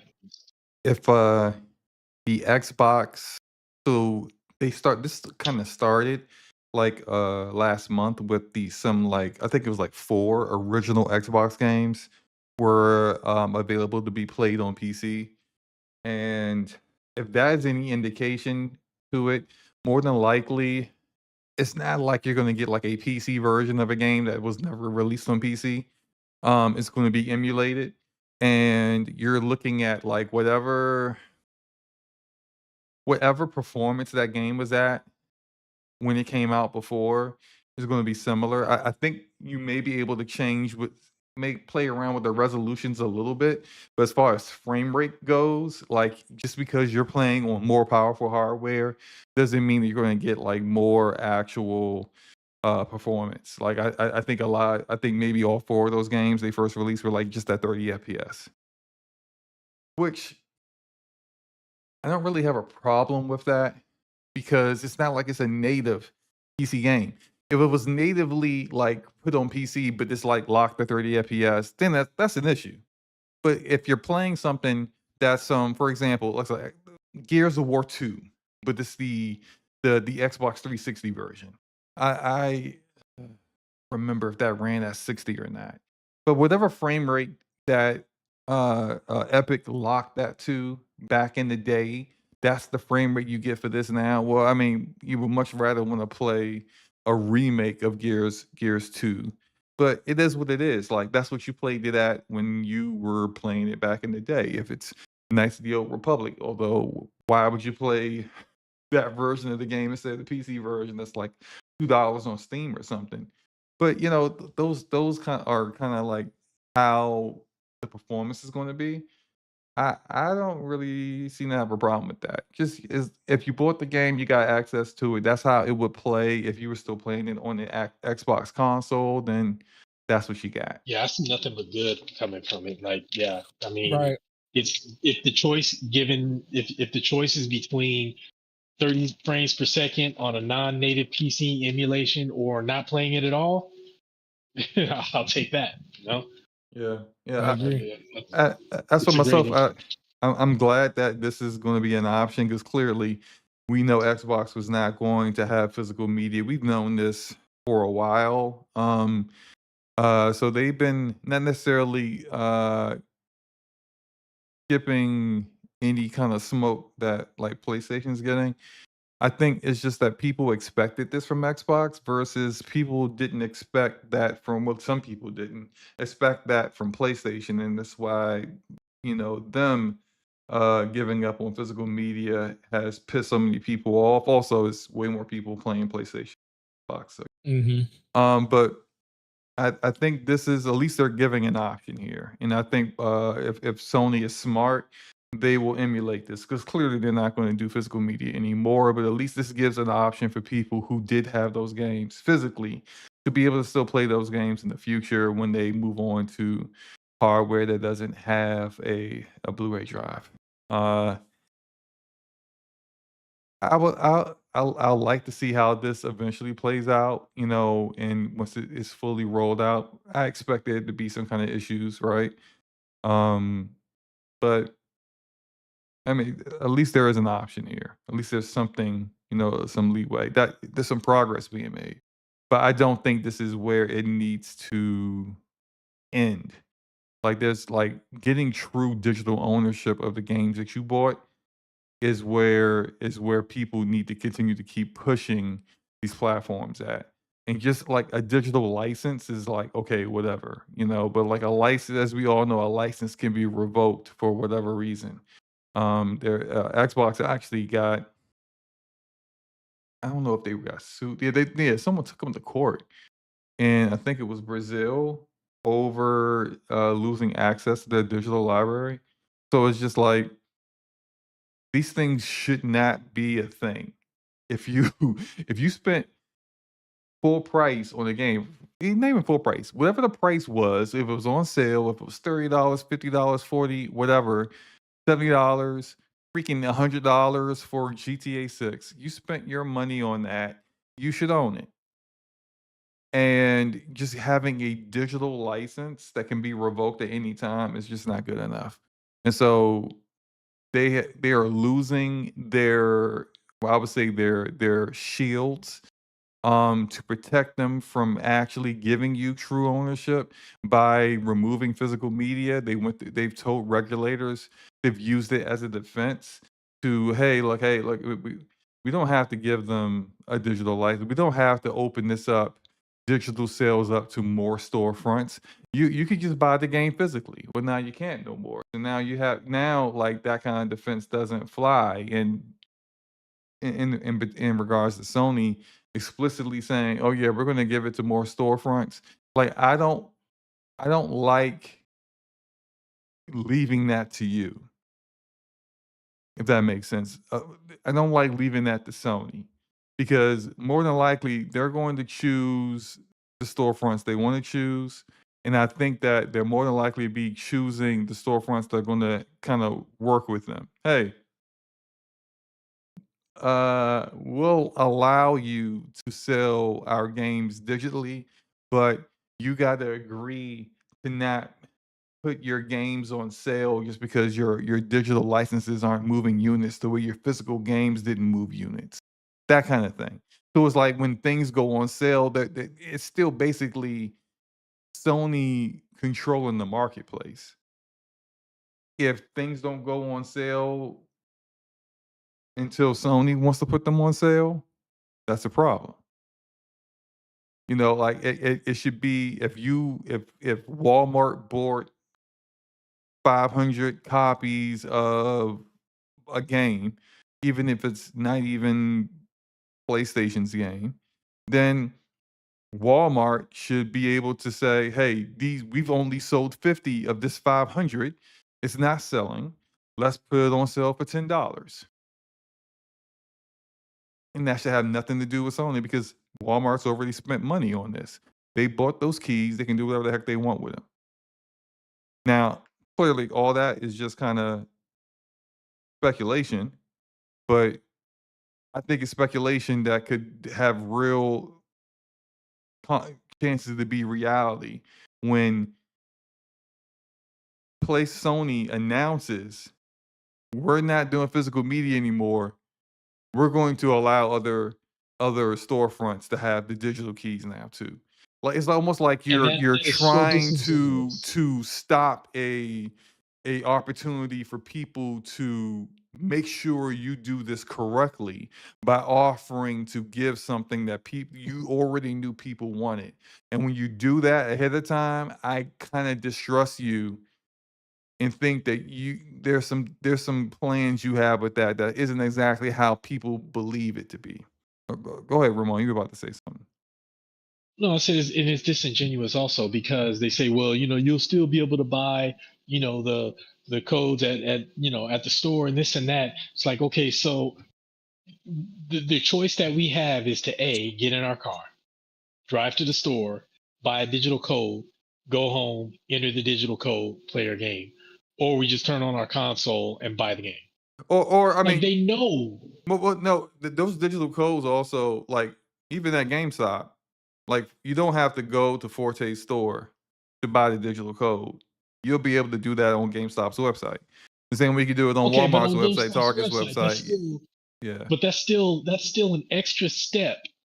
That's still an extra step that they know most people aren't going to bother with because they can just go on their console and do it.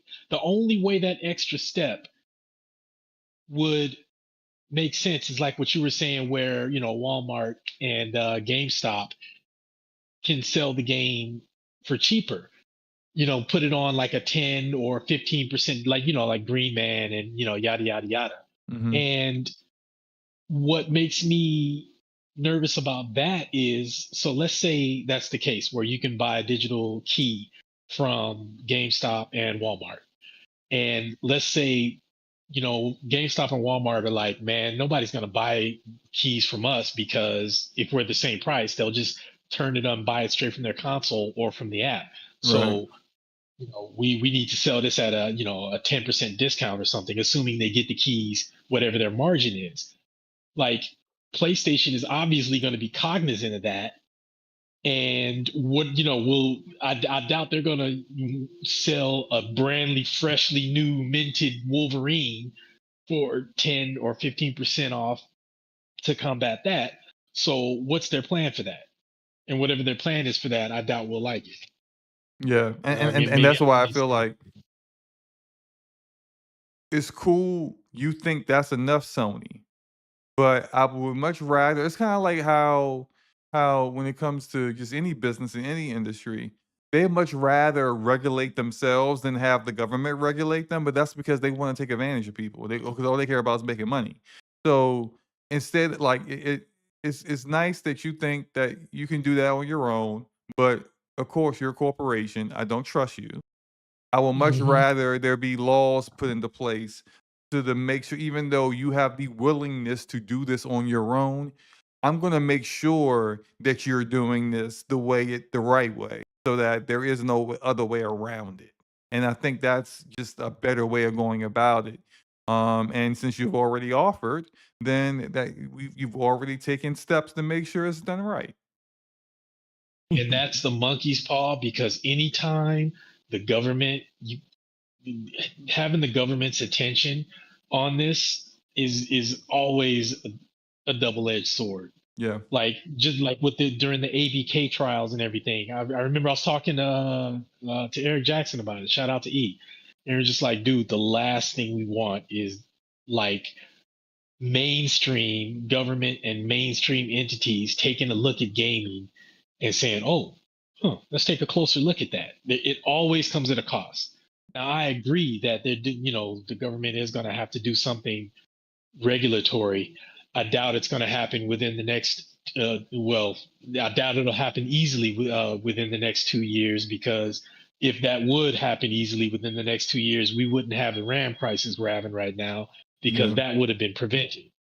So, I doubt it'll be in 2 years, but I feel like, there's a high chance that's going to come at a cost, but it needs to happen because, yeah, that's almost like, your kid did something bad and your kid's trying to recommend to you what their punishment should be. Right, right, right. Yeah. Just like, no, You know you, what I you you mean?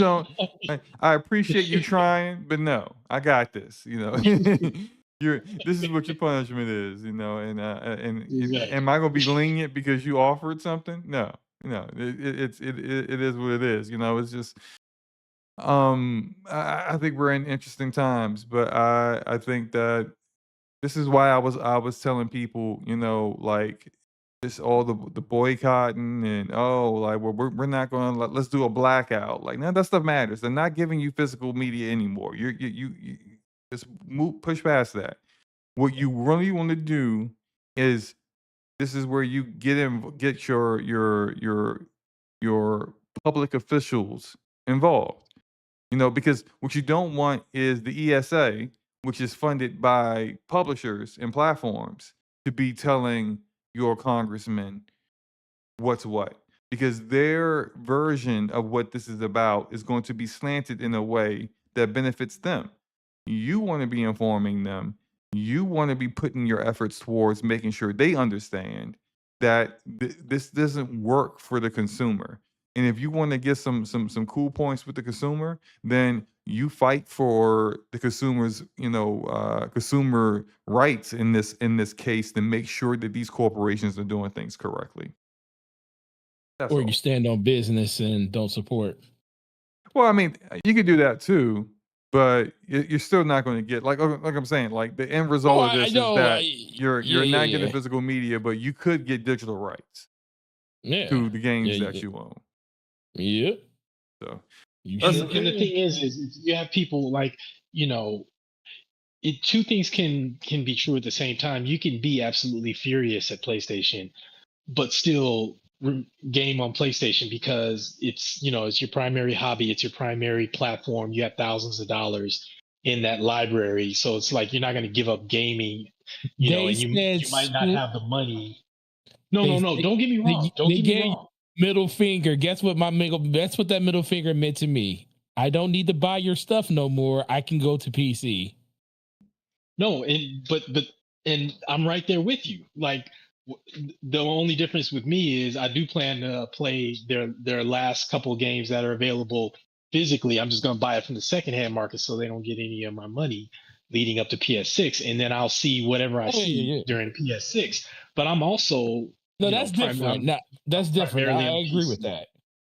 But Because the thing is yeah, there are a lot of people who, you know, don't have the bandwidth or the money to go to PC, but especially right now, and they have an extensive library on PlayStation. It's like, yeah, they might feel the same way as us, but at the end of the day, PlayStation is their primary platform, ain't and nobody telling you they you got to stop playing the games. Like no, nobody's no, no, saying I you know got to that, stop but that's playing what the I'm games saying. you Like you have on the can, platform already.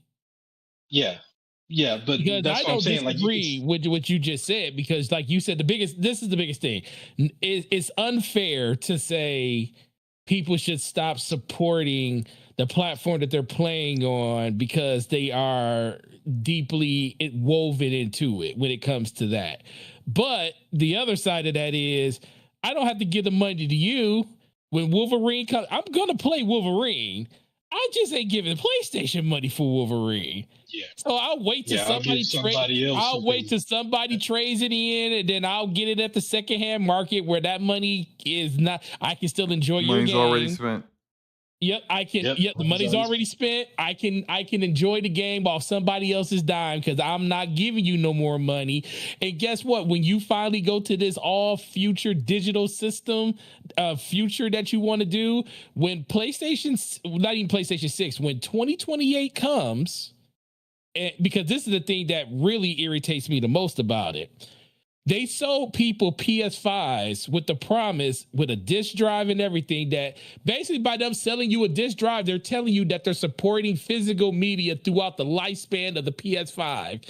Now, unless you're telling me that for some reason you're not going to still be making PS5 games when 2028 comes around, which I know you're lying at this point, because you're still going to be doing, you're still making PS4 games, and we're 6 years into the PS5 generation, and you still got PS4 games coming out. So you're basically saying you're cutting off physical media for people that have physical drives that they paid more money for, and you're not going to support that part of the ecosystem anymore.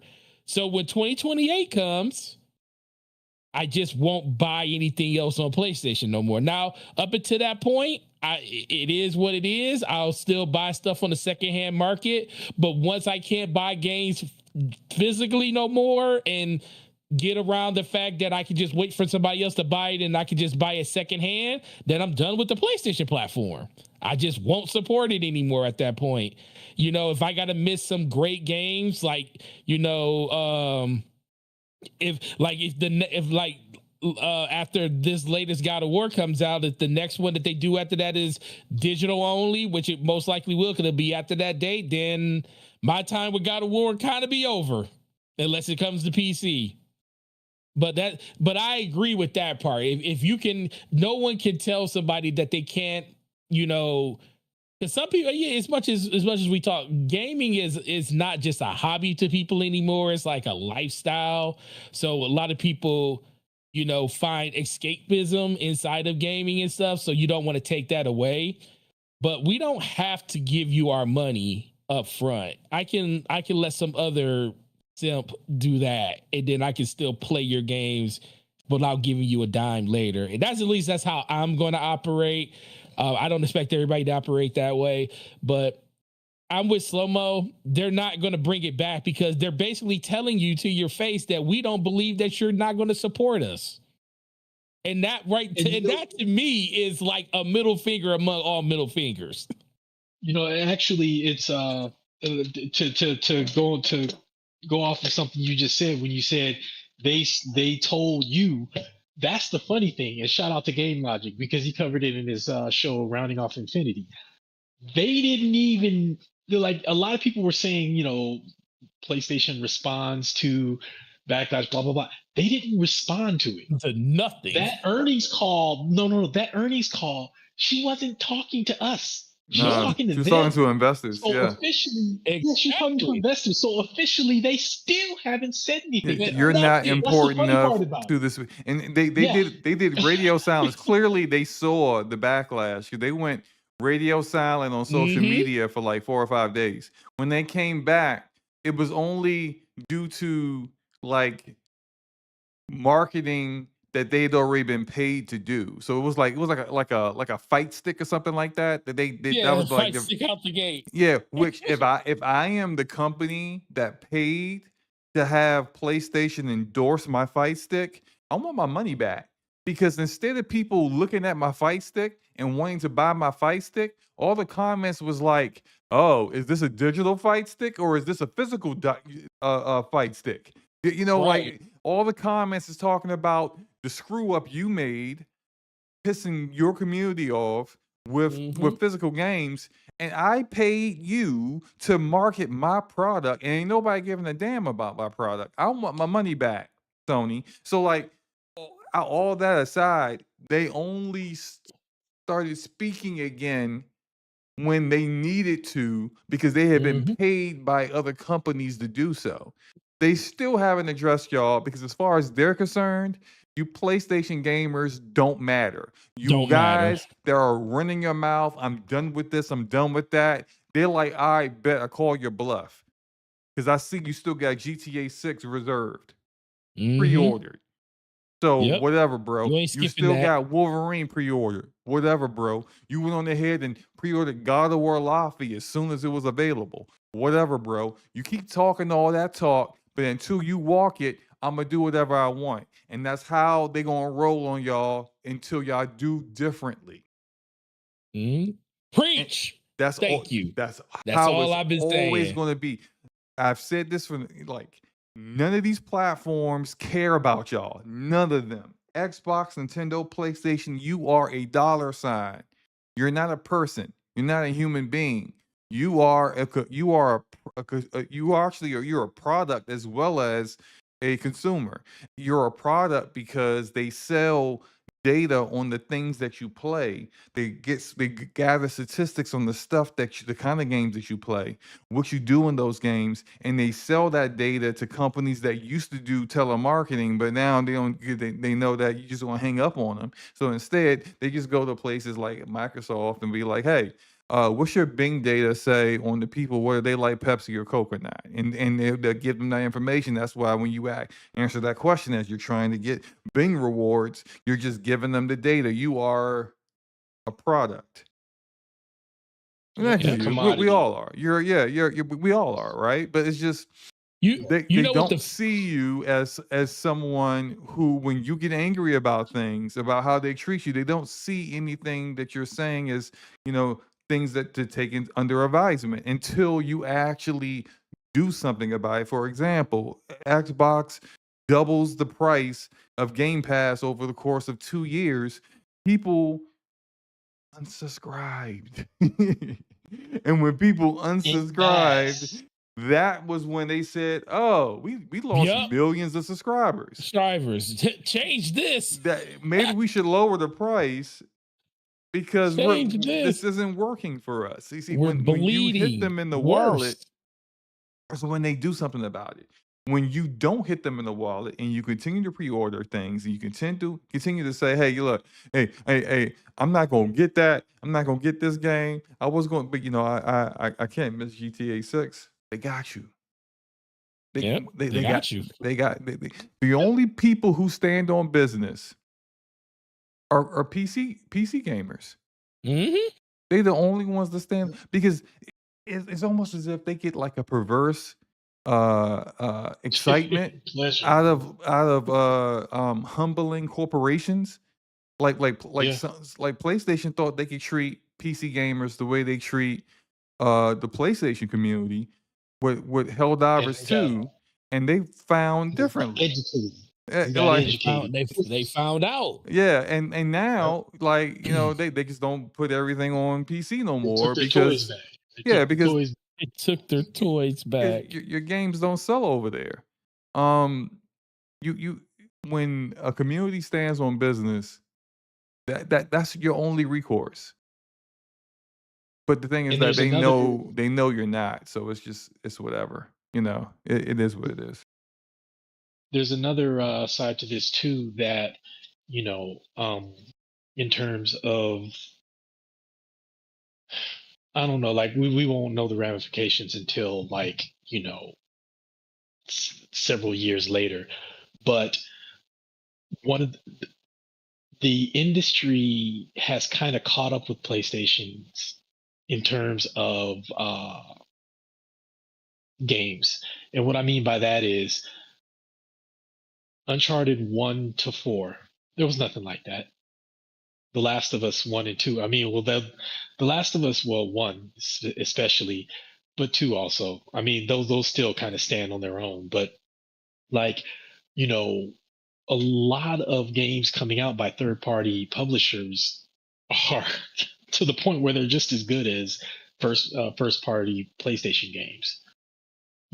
And I'm not saying that, and I mean they still stand at the top of the pack in my opinion, but when you remove the emotional attachment to the brand, and that's not necessarily a bad thing. When I say emotional attachment, what I mean is, there's something that you really like, you're a fan of it. People are fans of sports teams. People are fans of different, car manufacturers. There's nothing wrong with being a fan of a brand as long as it's a healthy fandom and you know where you stand in that and you don't step over that line. But part of it is the emotional attachment. It's kind of like, you know, when okay, let's take your favorite let's take your favorite author, right? You're a fan, you love their work, you're a big fan. They might release a book that's decent, right? Not like their normal level of just like, like a 10 out of 10, like huge, but it's just decent. If it was any other author, you'd be like, yeah, man, it was all right, But because it's an author that you're a big fan, you might say, yeah, it wasn't their best, but it was still good, but it wasn't their best. But then you'll be back for that next You book. give them You know some what I mean? leeway. Give them some leeway, you give them some grace. But when you do what Sony has done, where you kill all your goodwill, they've run through their goodwill. And now that positive emotional attachment of, oh my God, it's a first party game coming out. It's a first party game coming out. That's when you start getting to the point where you better make sure you're doing things right. And what I mean by that is the general consumer that they're gaming on PlayStation, first party games, they may or may not buy them. But a lot of times, the smaller segment of the population, the hardcore like us, we don't represent the majority of the market, Yeah. but we are the megaphones of the community that tell people, hey man, have you tried this? Oh no, man, you got to try that out. And then they're listening to podcasts, and then word gets out and spreads through big channels that talk about games. That's why you can have somebody like I can't remember who that kid was who streamed Elden Ring. You know what I mean? And he did like Oh, I you can't mean remember how he's like Sanat or a something like massive that. streamer. Sanat or something Yeah, like that. Casanat. Yeah, Casanat. Hi Yeah, Sanat. he Yes. streamed Yeah. Elden Ring, and that game got like a second A sales huge bump. boost. Even though I Yeah. mean, like it originally sold the best any From Software game has ever sold when it first came out, but like he played it like a year and a Gave another half, boost. 2 years later, and it got a massive boost because he's the biggest streamer in the world, and there are a massive number of kids, that just don't play those kind of games, and he's But they saw playing that it. and they wanted to. Yeah, and then because he's playing it, they want to play it. Like we've seen that kind of organic, um, streamer kind of marketing that and this is why From Software was like they sent him a sword, I think. They sent him like a replica of like a sword from the Statue or game, sword. and yeah, and like they were sending him all kinds of stuff. Like he's shoot, he's giving them additional marketing, which is interesting you brought that up because I wonder because this is something we're going to talk about a little bit later with a final topic because Strauss Zelnick, the CEO of Take Two, has some comments about digital rights and digital media, and I have yet to see a single publisher. Because Mm, Strauss is now alone. I've seen EA mm, mention this too. I have yet to see a single publisher come out and care about what the consumer is saying. They're all defending Sony, because they all plan on doing exactly what Sony is going to do. These games are not getting any cheaper, and this is something everyone has said from the very beginning. How come I could buy this game on the PSN store and it's $70, but if I mhm. buy it inside the GameStop, it's also $70. But you had to package that, ship it, and then GameStop's got to get a cut. How is it the same price? Mhm. No, no, It's that's because fine. they're I was just checking. pocketing that additional money. And all of them want that. They want the additional money Exactly. that where They they want can the cut extra out the money. retailer. They all want that. And so they're all for this thing. And I do wonder, like, the casual, because like a lot of the people complain about this, they're hardcore gamers. The casual gamer that's on the PlayStation 4, on the Xbox One, and he's just now made like, man, hold up, I can't find Madden on my PS4. Yeah, Gone. that's because this year It's you not there you need anymore. to buy yourself an Xbox Series console or a PS5, buddy, in order to play Madden again. The people who don't pay attention to these things are like, oh man, I gotta get off of this old PS4. Yeah, those people who are like, they're gonna be the ones that in 2028, they're not even going to be paying attention They're gonna go to GameStop and they're gonna be like, yeah, I'm trying to pick up that I'm trying to pick up that new Madden And 2029. there's more of those than you know. Yeah, and then Forte gonna have to break it to them. Yeah, Had to do that last week, by the way. you're What gonna about the kid who comes you're gonna in, the have to parent who buy brings that the kid, digitally, bro. You're not getting a physical copy of that. or the parent that brings their kid in with a stack of games so that he can trade them all in for that one game? And you're gonna be like, so I can do that, but you're gonna have to buy the digital code, and then eventually when it like, oh man, I feel for you guys, man. Yeah, that are gonna have to explain this over and over again. Yeah. I feel for me. Shoot. But it kind of goes to, I think they're banking on the fact that like the majority of the revenue they generate off of game sales, off of software, comes from casuals who do not care about this stuff. Or they don't, or they do care, but they don't pay attention. They So therefore don't pay they don't attention. know.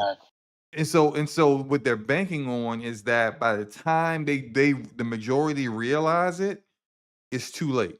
It's already 2028 and we stopped supporting it.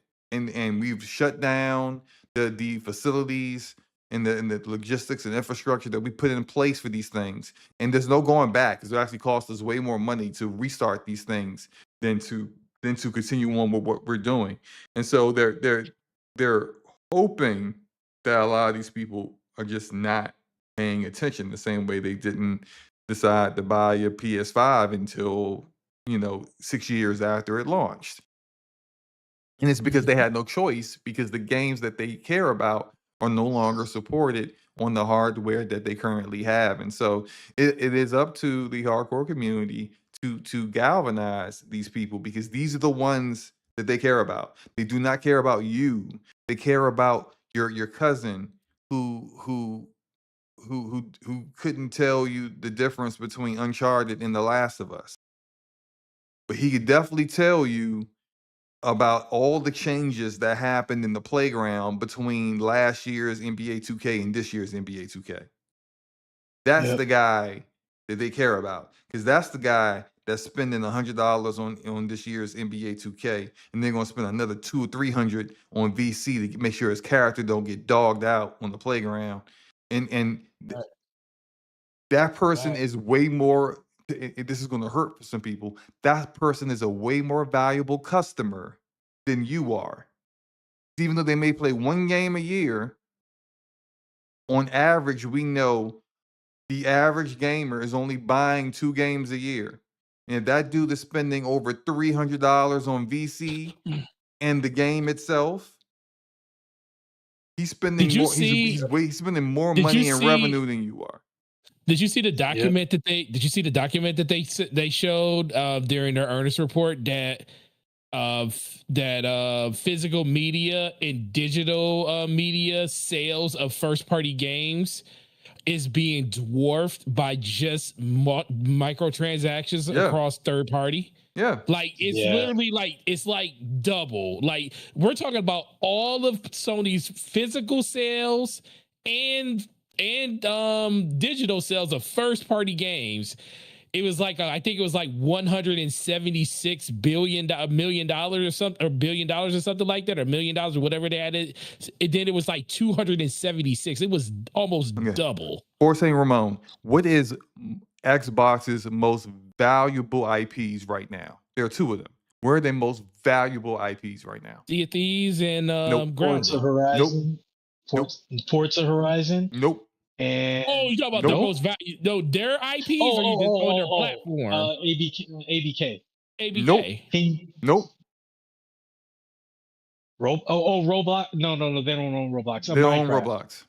They don't know Roblox. There's one, Minecraft. Minecraft is one. Minecraft and the other one is King. Yeah, Candy Crush. Yeah. So I said King. Because I said ABK and then I said King. We know those 2 are their most valuable IP because CEO Asha Sharma said these 2, Mojang report directly to and her. King, now report directly to her. Yep. because they Yep. earn so much money. He wants to make sure they got everything they need. There's no red tape. There's no idiot executives in the middle. That the Yeah. 14 like decision makers that needed to go through. And I can't believe that was even a thing. But like Yeah, that's 13 crazy. chain of decision makers to get anything 14. done, Yeah. to get all that, you just report directly to me. Whatever you need, we're gonna get it done. Because Minecraft makes too much money. And she's also trying to reach 1 billion players a day, which is crazy. But mobile is the fastest way to that. Yeah. Mm-hmm. King and Minecraft individually, they make more money than Call of Duty. Yep. They make more money By than far. Forza Horizon 6. But that's what we Mhm. pay attention to because Yeah. we don't play. My freaking So I thought daughter, about it. That's cannot leave me alone about ever since she started playing Minecraft this summer with her friends. Yeah, she hooked. I am buying Xbox gift cards all the time for her to literally put the code in and just spend it all up on Minecraft bucks, or whatever the heck it's called. V-Bucks, I Rob, think, or something. B, it's Roblox. No, that's Rob. Roblox. That's Roblox. She No, can't that's play Roblox. Roblox. Oh, V-Bucks, We yeah. already know why she can't play V-Bucks, Roblox. yeah. That's just no. Yeah. But yeah, whatever V-Bucks. the currency is in Minecraft, she just I don't even know what it is. I don't know what she's buying. I've watched her and her friends build stuff and just giggle and break things, and I guess it's a Minecraft thing. I don't play Minecraft, whatever. But like You having that's fun. That's all that matters. that's where the money is. Yep. And so they gonna make sure she's making sure Mo Yang gets whatever they need, King gets whatever they need. Everything Yep. else still managed by Matthew Booty, unfortunately. So Yeah. it's just Managed by the booty. it is fascinating that like we could be so invested in platforms to the degree where there are people out there that will completely throw away their integrity and their own common sense to defend these platforms. But they don't care what you think. They don't care about your loyalty. They don't care about what you say because as far as they're concerned, the money you spend is nice, but somebody else is spending way more. Yep. And they don't care about none of this. They just care about making sure that Minecraft is still working when the servers are still on, so they can go play their game. That's all they And care this about. is why. And that's go ahead. No, I'll say, and this is why I've been telling people, and I've been saying it for a few years now. I'm not saying play stuff you don't like, but I've been telling people try to open your mind a little bit and give these indies and double A's who are doing a good job, give them a chance and try some of these games because they gonna be the ones to hold us down. Yeah. When these You know what's mega wild? conglomerates throw us away, man. You know what's Because they will wild? throw us away immediately if they can. And people are mad about this, but it's funny. So last year, game of the year, Play Obscure Expedition 33. Everyone's darling, like Sandfall Interactive, never made a game before. A lot of them are former Ubisoft devs. Everyone hates Ubisoft, right? Love to see a dev come out and first game of the year, fantastic. It's a great Cinderella story, right? Game is sold like 6 million copies. Up to, I think the last reported number, 6 million, 7 million, something like that, right? Yep. I know where you're going with this. Activision releases Black Ops 1 and 2. No upgrades, no visual Nothing. upgrades, no performance, nothing. And Just people released it, re-released it on flocked. PS5. You couldn't play it before. Hey, now you can play it now. They didn't even update the servers, so it was hackers everywhere. Yep. And people swarmed to it. Only digital. 8 million sales. It ain't been a month yet. 8 million copies sold digital. Did it all sell to the people who said I'm boycott? No, It shows the people who don't even know there's a boycott going on, Yep. nor do they care. Black Black Ops 1 and 2 is back. Oh, for real? Yo, let's play that right now. They don't know there's And a that boycott actually going on. drives They don't care that either. drives my point home even harder. Like we need to support these smaller studios doing this stuff because they don't require the same number of sales to thrive. So for those of us that are in the hardcore segment of gaming, there are fewer of us than the casual mainstream, but there are enough of us to support these indie and double A studios like Sandfall and like MyCur Games and Supergiant and so forth. There are enough of us to help them thrive. So if AAA throws us away, we can hold them down and they can hold us down. That's why I've been trying to champion as much as I can double A's and indies because they're what's going to keep it alive for us. And I'm not saying AAA gaming is going away. Don't get me wrong on that. No, it's not. But what I'm saying is it's not going anywhere. I'm not saying it's going anywhere, but the potential for it to go in a direction that we don't like. I mean, people complain about microtransactions right now. And I mean, I'm largely indifferent to it because, and I'm not saying it's not a bad thing, but cosmetics and skins and all that stuff doesn't really bother me. But I can sympathize with, people who don't like microtransactions for whatever reason. But at the same time, these companies are spending $250 million on the game. They got to recoup that cost. And if they're going to take a risk on a game that isn't like a live service, which is even bigger risk if you ask me, they got to make that money back somewhere. So I mean, there has to be some give and take on this. But if you have a studio like okay, for example, I can't I'm drawing a blank on the name of the studio, but the ones that made Silksong and Hollow Knight, and even Yacht Cherry. Club, Yeah, Team Cherry, and then Yacht Club games with Mina the Hollower. Like, and they even said if they didn't get a certain number, they were done, and then they did really well. It doesn't take tons and tons of sales for those teams to thrive. So man, there are games for everybody, and just because it's not a big AAA game doesn't mean there isn't value there. Try some of these games out, and you will find so many gems. And you can still play your AAA games. Don't get me wrong. Like, I already got what do you call it? Uh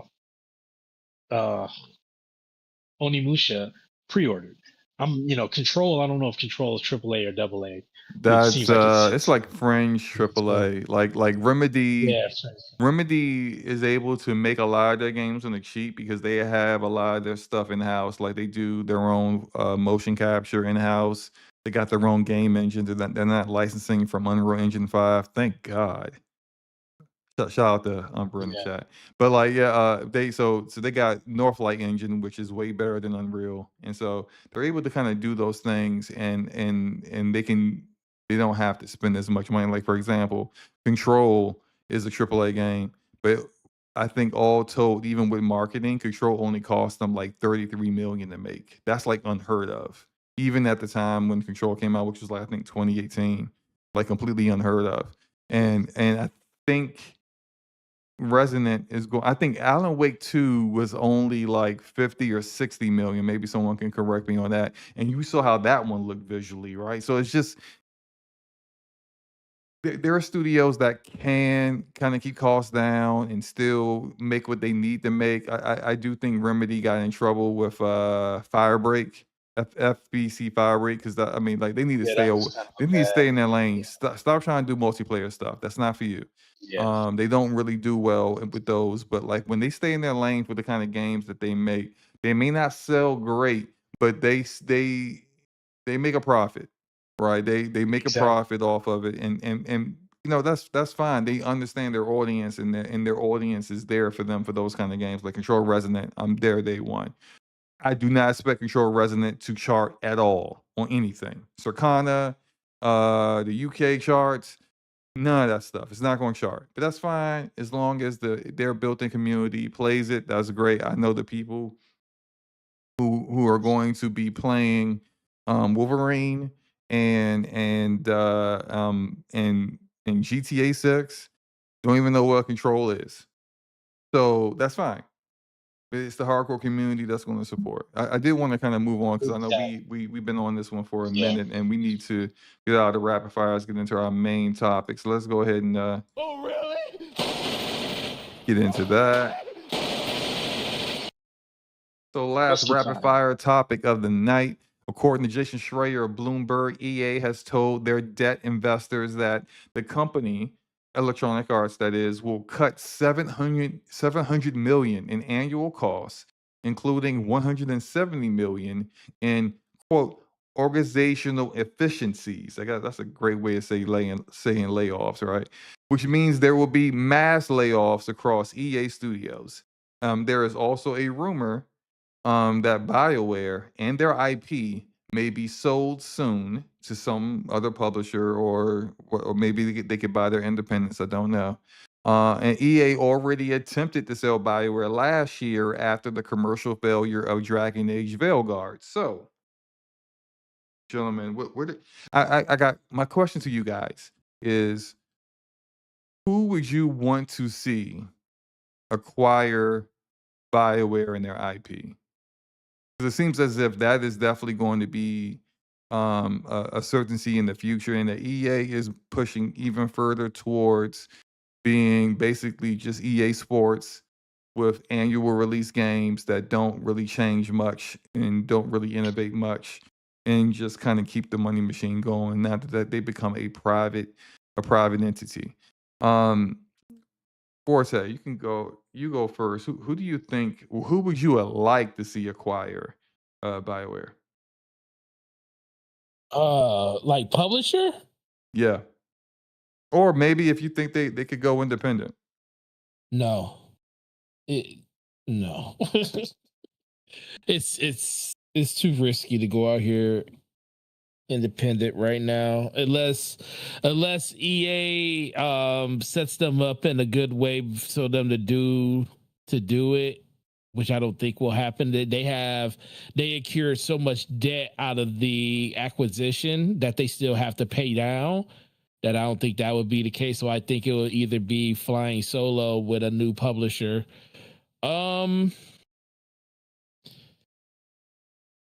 Man, it's kind of hard because everybody's in, like, Microsoft is in a bad spot. PlayStation really can't spend the money to do it.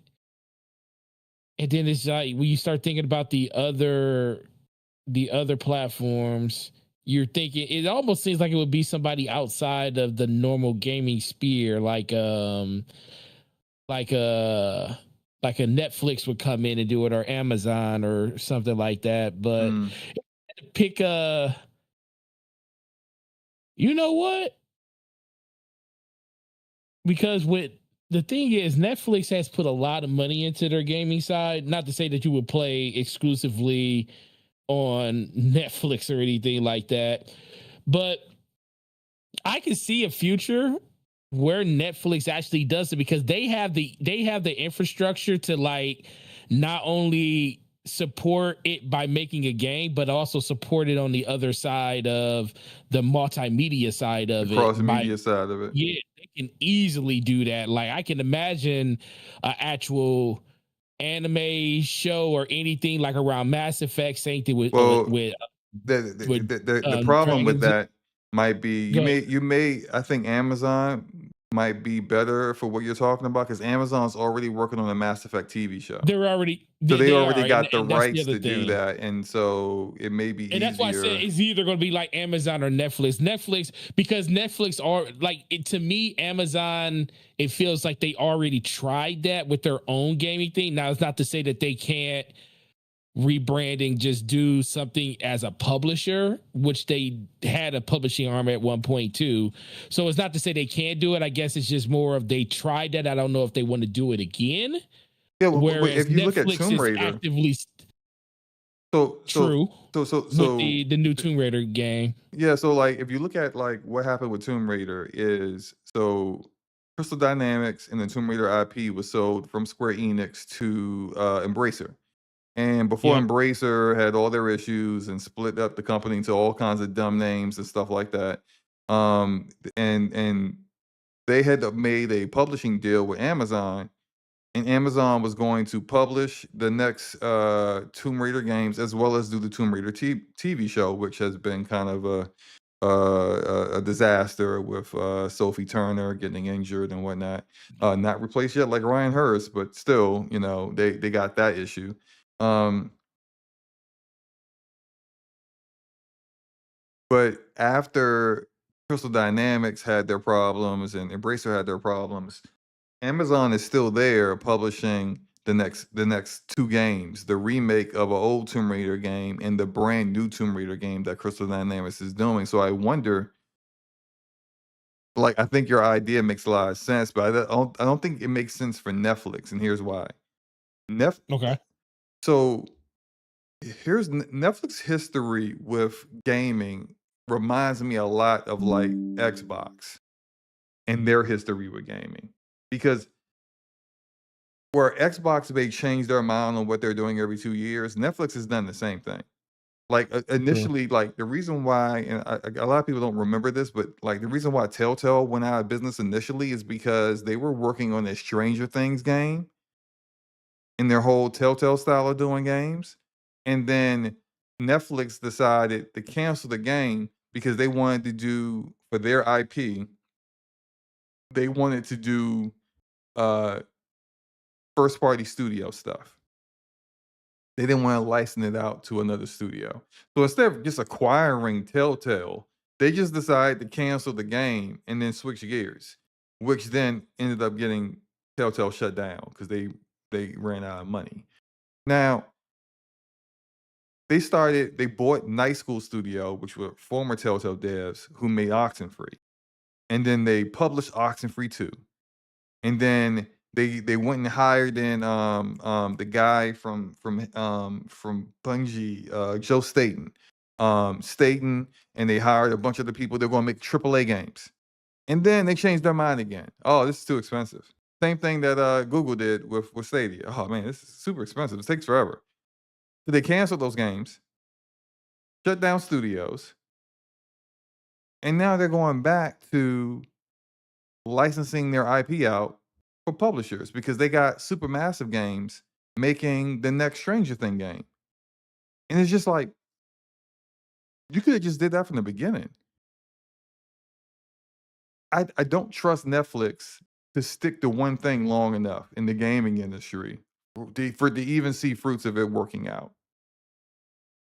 And so if they were to acquire BioWare and all the IP and say, all right, we're going to do a Mass Effect TV show, we're gonna do we're gonna do the Mass Effect game, which again, here's the problem with the Mass Effect game. The Mass Effect game is being developed on Frostbite engine. Oh You my sell the god. IP, they probably can't Yeah. use Frostbite engine no more. They probably got Yeah. to transition it to Unreal Engine 5. Yuck, right? But that's gonna take time to get that done. So now that delays the gaming even further. And the return on investment, Netflix doesn't seem to be patient enough to let that happen. So I don't know. I don't know about that one. But Ramon, what is your thought on that? Who do you think would be good to acquire BioWare? Man, honestly, like I can't think of the only one that comes to mind, even though I'm not the biggest fan, is Amazon because like I mean, the Xbox is out of the question, obviously, and the PlayStation is a freaking hot mess. And Tencent, I mean, come on. And then we know freaking what happened with Embracer. And like who's left that is big enough to sustain an entity like BioWare and the type of games that they make. And the only one that comes to mind is Amazon. So, you know, I mean, they're the only ones I can think of that could manage it unless like I mean, well, I guess there's also what it Take Two. I mean, that's not their That's not the thing though. style. Yeah. That's not their thing. But like there's who can sustain an entity like BioWare and who can sustain it that's in their wheelhouse. Take Two could sustain it, but it's not in their wheelhouse. Amazon could sustain it, and they do different types of things. So that could, and then they seem to also be like serious about being in it. Even if they pulled back on their, like, with their whole Luna thing. But the fact that they've uh, are publishing the next 007 and still letting IO make it, because those rumors were false apparently. And Tomb Raider, from everything we've seen so far, looks to be really good. And obviously those are different games, but you know what I mean, like big AAA tentpole AAA games, and they're sticking with it. And these games are coming out, so we see that they actually have the wherewithal to stick these games through, and they've seen one success already, and I'd be willing to bet this Tomb Raider is going to be a success as well. So yeah, I think Amazon is the only one I can think of that can do it and could make it work, or help make it work, I should say. Right. Yeah, like I said before, I could see Amazon jumping into it, and I think it's mostly it's the tie across media. There's already have invested money into, even though they're not as far as long as the Tomb Raider TV show is, but they've already invested money in the Mass Effect TV show.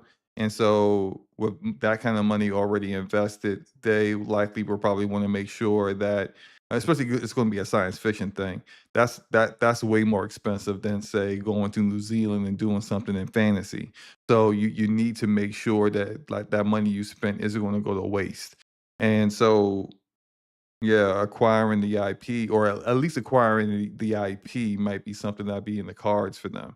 Um, I got my thoughts on this is I got two different scenarios I would like to see. One, I would say my chief scenario would be that CDPR buys BioWare and all this IP. Oh, I Um, didn't think about that. I Man, that don't. would be a good. It's not a one-to-one kind of transition with the kind of the games they make, but there's a lot of similarities to what they do. And I think, as I said, they're going to have to transition the game off of Frostbite onto Unreal Engine, which is something that all the CDPR games, all the IP that they do, and all the games they make, as well as the new IP they're making, are all going to Unreal Engine 5 anyway. So that would be already something that would be in the cards for them. But what I think would be good for BioWare is that the current day BioWare is not old school BioWare at all. A lot of those devs are gone. So much so that it was a report that came out recently that even if EA wanted to do a remake of Dragon Age Origins, they can't, because there is no one left at BioWare that even knows how to work the engine that the game was originally built on. That's how few people from old school BioWare are still there.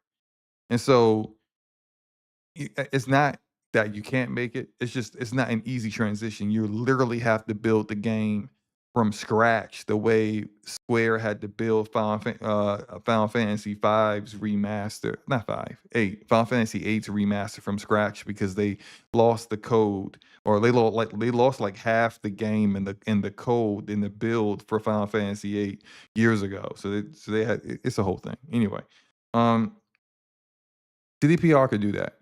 And I think they could help BioWare get some of their quality back.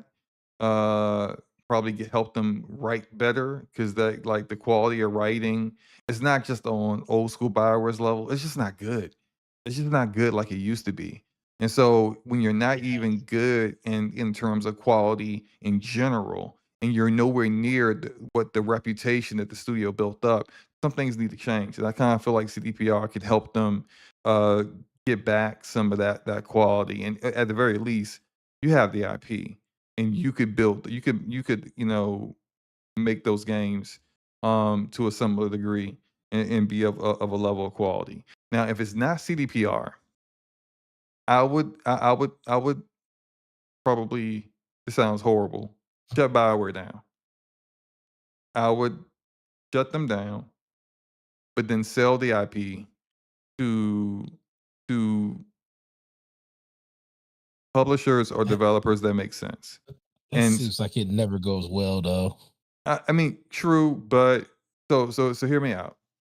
I would I hear what you're sell saying. It just I would sell the Mass Effect IP to Wizards of the Coast. And why Wizards of the Coast? Because Yeah.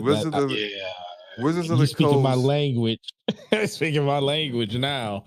Wizards of the Coast owns Archetype Entertainment. And who would that?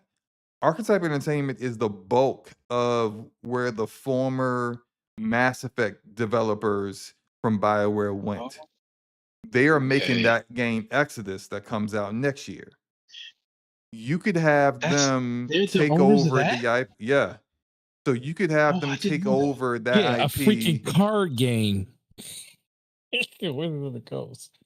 No, I mean they own, that's the where they get the bulk of their money, but they are video game publishers too. They're Yeah, they publishing are. That's what I'm Exodus and saying. It's They're crazy. also book publishers. My favorite author used to be published with them. yeah. So I think that could work. Now, I wouldn't sell them, and they probably wouldn't be interested in the Dragon Age IP or Jade Empire because those games. So like what a lot of people don't know is that the Dragon Age team and the Mass Effect team had beef. Like they didn't like each other at all. They thought both the other games, the other team's game was overrated, and so they weren't very cool. Um, Cordial with each other. yeah. So they would not be interested in Dragon Age, nor would I want them to use it because Dragon Age, even though it's made by the same studio, it's the writing is done differently, the tone is different, and it just what works for Mass Effect does not work for Dragon Age. So instead of Wizards of the Coast with Dragon Age, I would like to sell that to Larian. And I think Larian Studios, even though Larian wants to focus on their own IP now after the Baldur's Gate, because they're working on Divinity again, I think Larian would actually make an excellent remake of Dragon Age Origins, and then they can build off of that to do other Dragon Age games. And if you do it the way they make their games, I think you could take a small team and really like do it justice without actually having to go full blown AAA con development. Like I don't think you would need to do all that. And I think that would absolutely work. And that's like my backup if it's not CDPR to have Okay. the IP split up between those two publishers or developers, and then just unfortunately shut BioWare down. I mean, it's only like 50 developers left there anyway, and they're only there to make Mass Effect. And again, you're going to have to transition that Mass Effect 4 game off of Frostbite onto Unreal Engine. It just seems like a lot. I think it might be better off just taking the idea of it and just restarting over with a new team and maybe keeping leadership that was already working on the Mass Effect thing is like Mike Gamble and a bunch of other BioWare veterans that were from Mass Effect, and then having them do that instead because just current day BioWare it doesn't evoke a lot of confidence in their ability to nail this.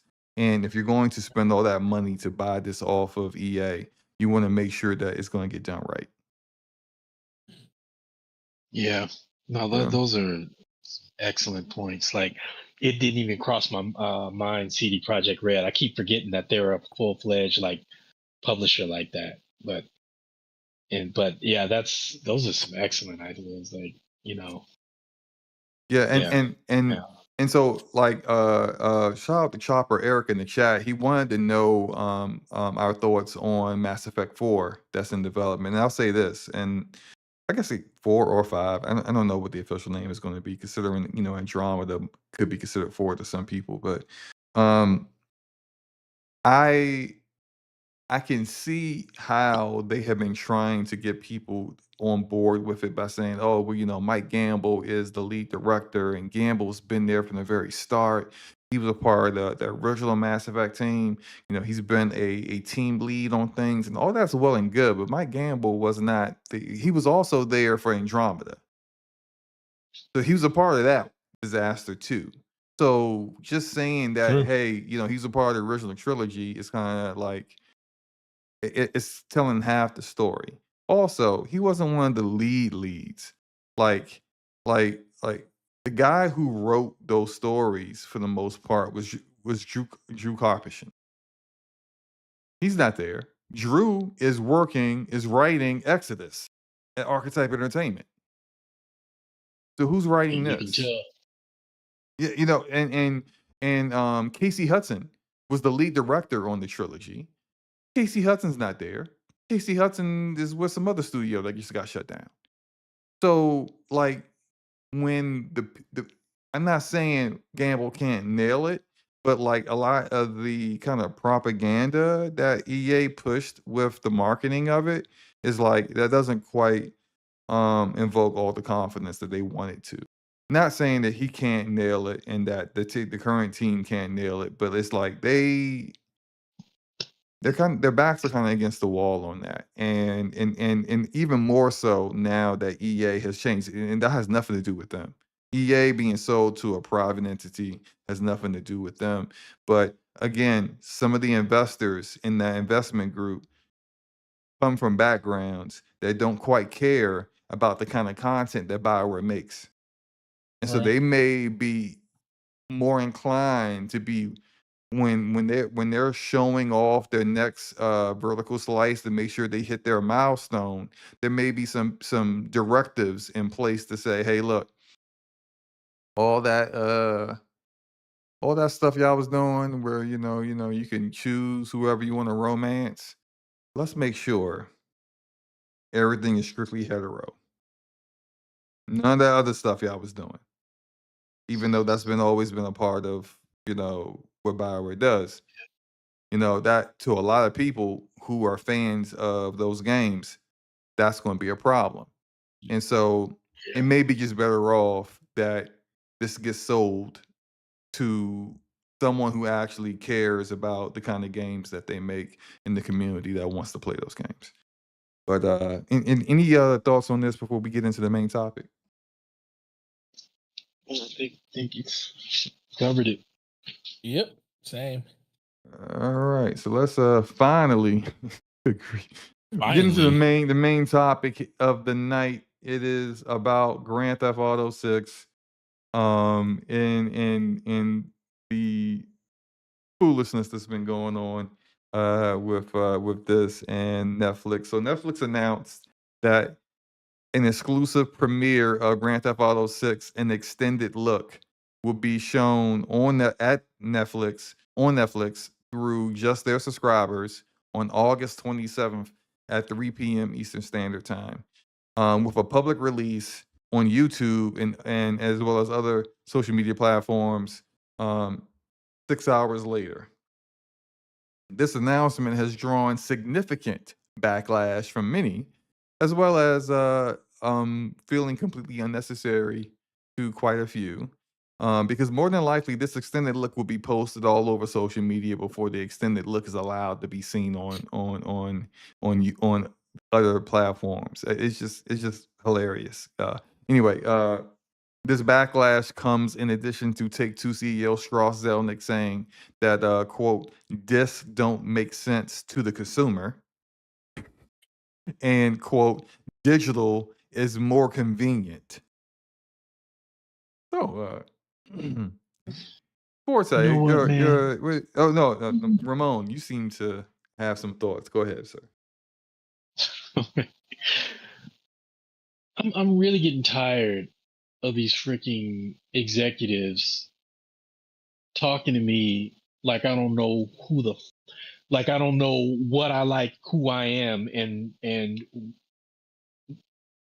like it started with Dome, Dome, Satya Nadella. talking about we're redefining, we're redefining what it is to be an Xbox player. It's like, no, you don't get to do that. You don't get to do that. You don't tell me what I am. I tell you what it means for me to be a fan, and so forth and so on.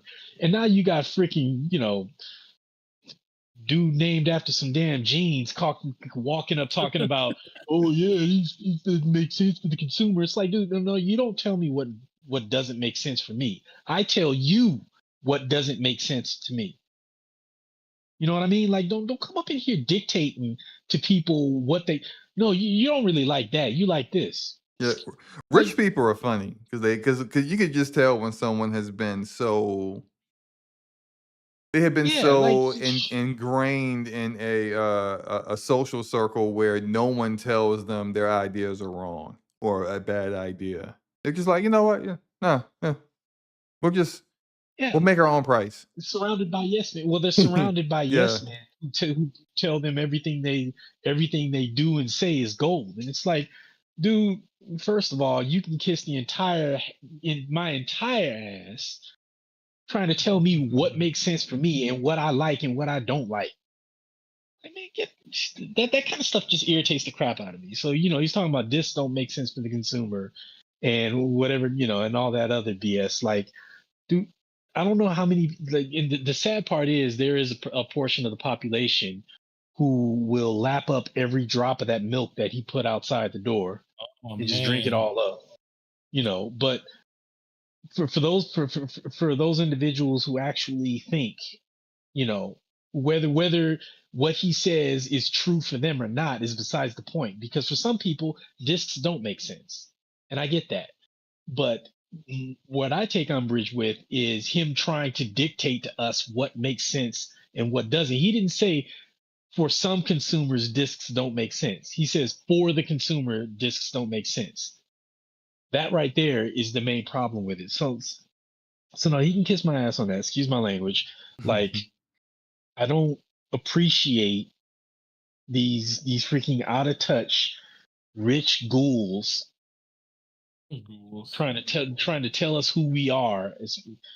Oof. All right, let me stop before I go on a full fledged rant. sure. Um. What are your thoughts about Netflix getting this Okay. exclusive premiere, and you need to Yeah. be a Netflix subscriber to watch it early? So That yeah, is. actually, yeah, I better do this, and then I gotta roll out because I just got a call from work. 4:30 a.m. call time. Cool, cool, cool. But so as far as the Netflix thing, I know there are some people who are upset about it because they're like, it seems pretty, an innocuous thing right now, but it can end up becoming something worse. Like, you give an inch, they take a mile, and this and that. Honestly, I mean, I am struggling to really have strong feelings about it because, number one, if you don't have a yeah, and I know, like I say, you give an inch, they No, take a go mile. ahead and say it. Go But ahead and say it. I already know what you're gonna say. Go ahead and say it. Because that's the same you, thing I'm thinking. Just say there, it. there's several things. One, 30 seconds after it goes on Netflix, it's gonna be everywhere else. Two, That's what I'm if you, saying. Yeah. yeah, and I mean that was per our conversation earlier. Two, like, I have a Netflix subscription and I will probably end up watching it later on YouTube because I got stuff to do anyway. So that's how much it doesn't matter to me is I actually have a subscription, reluctantly because I don't watch it, but my wife does. But like I'm really kind of in the couldn't care less camp. And also, as far as give an inch, take a mile, I mean, PlayStation has timed exclusives with games. Xbox has, to a smaller extent, timed exclusive with games. If you want to play the Bayonetta games, you got to go to Nintendo. I mean, this is another such instance, except in my opinion, uh, laughably worse because Netflix is handing over a huge bag to Take Two. for a 6-hour exclusive, and it's only going to be 30-second exclusive. So Yeah. they're spending a whole bunch of money for nothing, in my opinion. And if other companies decide to do that with marketing, they just do it. Like, But and then you this just is watch why I it. don't think this is going to be like a one-time thing, because this is going to Yeah, because who else backfire can for do that? Netflix so badly that no one else is going to try this. You, Yeah, I was before we went live, I was detailing to Ramon exactly how people can basically rip this off of Netflix and just put it everywhere. And it's similar to how content creators on YouTube would then, like, for example, right now you're watching on the Jumbotron the Grand Theft Auto, the second Grand Theft Auto trailer. How did I get this so trailer? I'm sorry. I apologize to interrupt. I gotta bounce. All right, go ahead, man. Okay. Later, bro. We'll Yeah, see I you gotta next go. week, bro. All right, you guys have a good night. Everybody in the chat, have a good night. Enjoy your games. Enjoy the Netflix original. And I'll talk to you guys later. Have a good night. Thanks so much, guys. No problem. Later. So Bye-bye. look, you can basically have your PC connected with 2 monitors. Have and this is how I got the Grand Theft Auto trailer. I had this trailer running off of Rockstar's YouTube channel on one screen. I got OBS running on the other, and then I just have OBS capturing the other screen. Hit record, start recording. Record the trailer, stop recording once the trailer's over. Done. So, what's stopping someone from doing the exact same thing with Netflix? Because you can run Doesn't Netflix matter. off your browser. Doesn't matter. Just go ahead and start the extended look on one screen, OBS or whatever other kind of software that's just like OBS on another. Start recording. When it's over, stop. Put that thing everywhere. This is how I get, like, I see clips of, like, for example, the TV series Quarterback, and my team's quarterback Jaden Daniels was in that, and that was on Netflix. That started on Netflix last month. Before I got a chance to watch the episode, people were already uploading clips of the episodes to Twitter. So I had seen all the best parts of it already before I even got a chance to watch the first episode. This is why it's such a bad idea for Netflix to do this, because you spent money to get this exclusive. We don't know how much they spent. I hope they didn't spend a lot, because for 6 hours, you're not getting your money's worth. Everyone's Uh, going to see it, and well before it officially shows up on YouTube. Forte, you about to say something? yeah. All right. Let me say this. I don't think it's a bad idea. I know I Why? can see why people think it's a bad idea. Why I do agree within 30 minutes of this thing going up is going to be everywhere. Well, probably after 30 minutes, because the stream is supposedly, or the first look is 30 minutes long, supposedly. So however long I give it 10, 15 minutes. So they may get a 45-minute grace period after it goes live to when it's completely out and it's shown in other places at that point. But I think we're kind of missing the point a little bit here. Netflix is, first of all, yeah, you're right. No one else is going to do this because it doesn't make sense. There's only one company that can do this. It's Grand Theft Auto is so big that it is worth spending money like this on, because it puts it into a different realm of viewership at that point. It's just like the whole Yeah, a lot of gamers want to see it day one. There's going to be a lot of people that's just going to load it up on their Netflix account, and they want to see it right when it goes live. But then you're also going to catch people in the fishing net that know nothing about this and even care. They'll just see it. And we know how viral marketing works. It's like not at the top of people's minds when it happens, and they'll see it somewhere, and it's hundreds and hundreds of thousands, if not millions, of people on Netflix all the time. And those are eyes that are going to see it first. And they're not even looking for it. They're just going to see it. And it's going to drive. And guess what? There's going to be a bunch of marketing tied to this. Like outside of just Grand Theft Auto, there's going to probably be commercials and stuff tied to the beginning of it where people are going to see it on the banner and they say, oh, shoot, Grand Theft Auto, reveal is going live. And they may not even know it's going live. And right now, all they know is it's going live on Netflix. Unless they're a savvy consumer that plays games like that.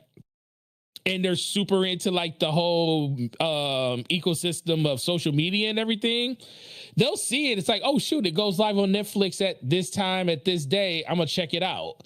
They're not going to the internet to see like, oh, well, why is it not on YouTube and stuff like that? They just see where it is and they're just going to watch it. I'm going to tell you how this is going to play out, man. Yeah. You can tell me how to put, but I'm just saying, but at a certain point, we got to understand that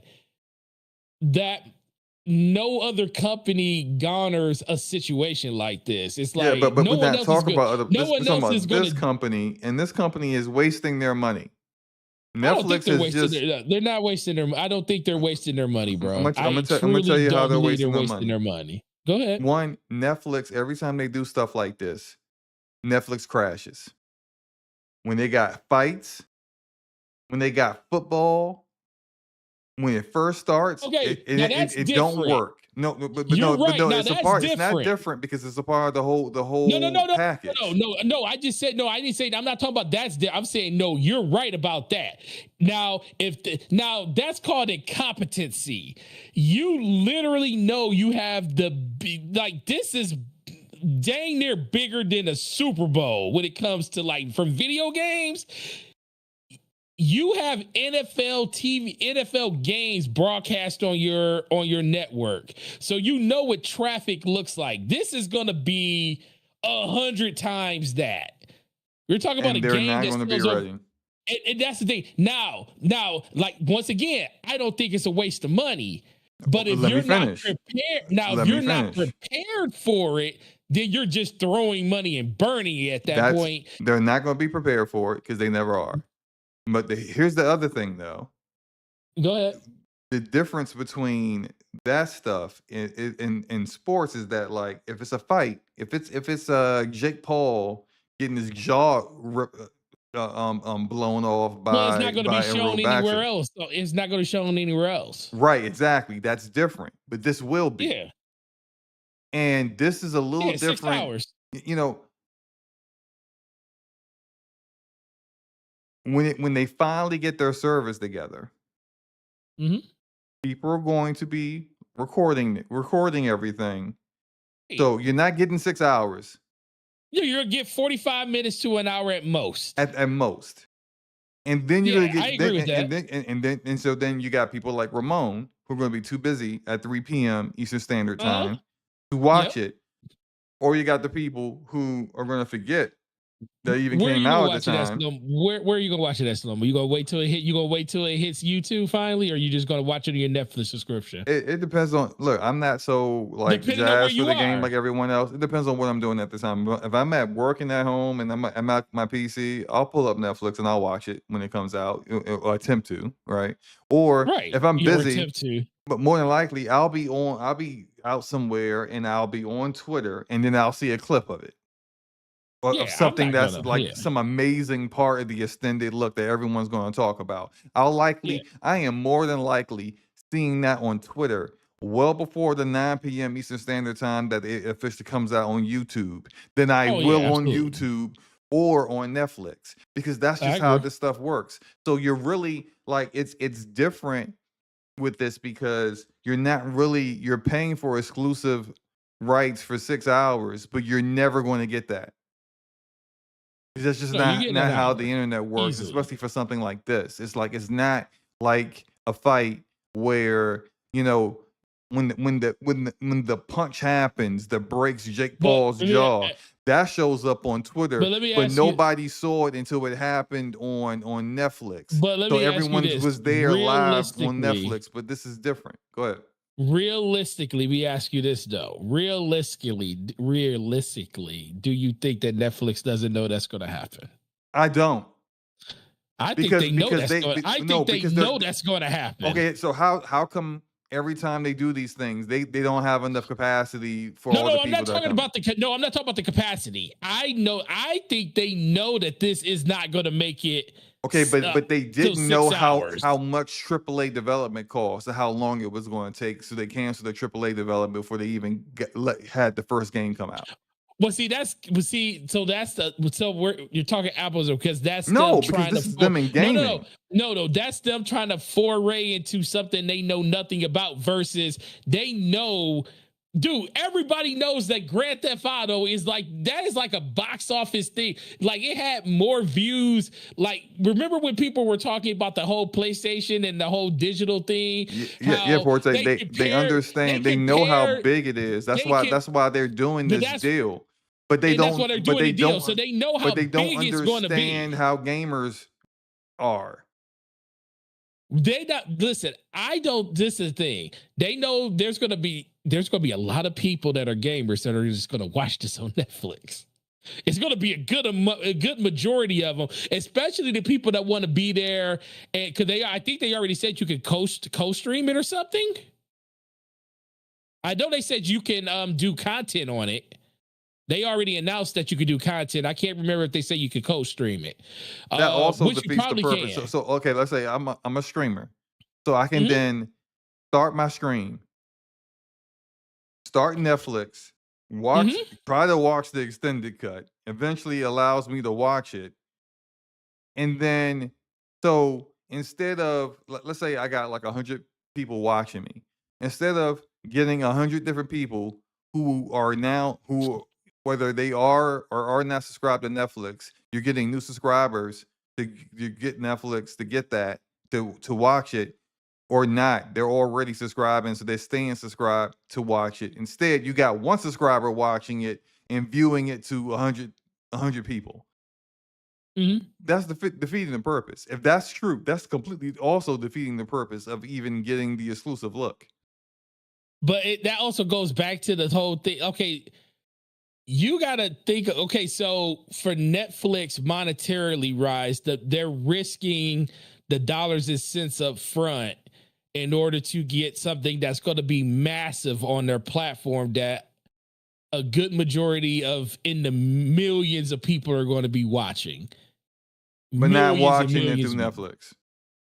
There's going to be millions of people still watching it through Netflix. No, I don't think so. Yes, slow-mo. There's going to be most of the people. Let me slow-mo. The people that are going to be covering this, most of them are going to be watching it through Netflix. There's a lot of people that's going to be watching this through Netflix. It ain't going to be a small amount. It's not going to be a small amount. Even more people watching the best parts of it on Twitter.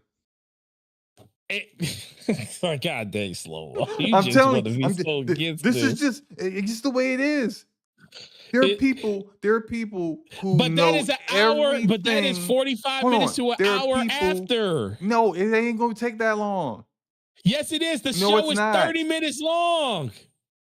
There are going to be people who are from the minute it starts recording the entire thing, then making clips of it and upload. Well, clips. Yeah, there's gonna be clips, but it's okay. So some people are gonna be, but there's still gonna be a bunch of people watching the whole thing. Who rip the clips of like trailers from like video game showcases and stuff, and have the entire trailer already up. So let me ask you this: on Twitter all the time. How much? Okay, so we know how much marketing the Super Bowl gets when it comes to like ad placement. It's like $30 million or something for a 30-second clip. That's how much ads they pay for ads in Super Bowl things.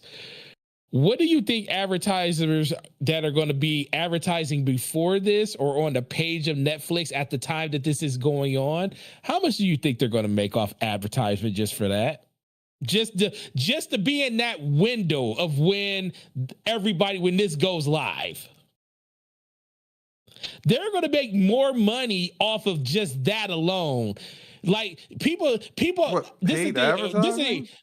Yes, because people are going to be advertising off of this at the beginning. Like there's going to be, if you don't think that there's going to be an ad at the beginning of this stream, you crazy. Now I'll eat all my words. Wait, if this thing boots up without an ad in front of it, probably not even a stream. No, it's not a stream. I'm saying, but there's going to be an ad in front of this. It's just like everything else on Netflix.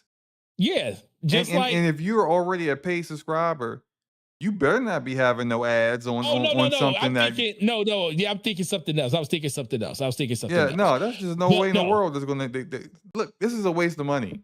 This is a waste of money. I don't think it's a waste of money. I think it's all about them trying to capture people that don't give a crap about games and get them just be able to just see it.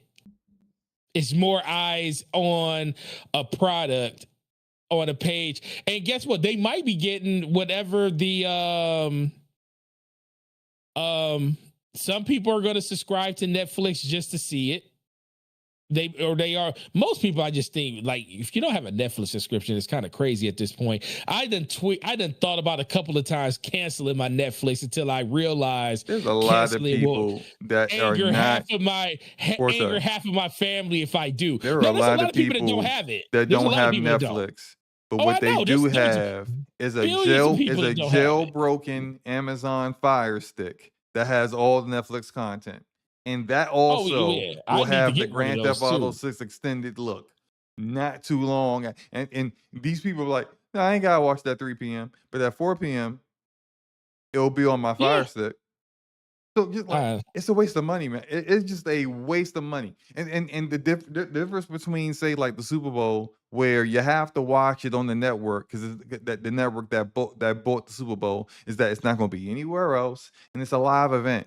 Like you can't skip ahead to see who wins the game in the end. But you can skip through this Netflix thing because it's just an upload. Yeah, you can. It's not a stream.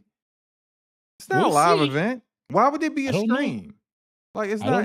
It's not going to be streamed. It's going to be just an upload like everything else because it's already pre-recorded. Listen, all I know is at the end of the day, whatever money they want to.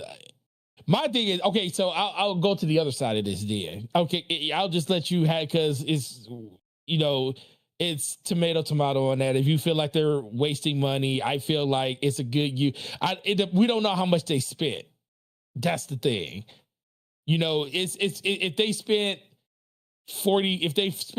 $20 million, then, or 30 million or whatever the dude is, then it might somebody needs to be fired if they spent $30 million for 6 hours and you won't even get that. I don't know.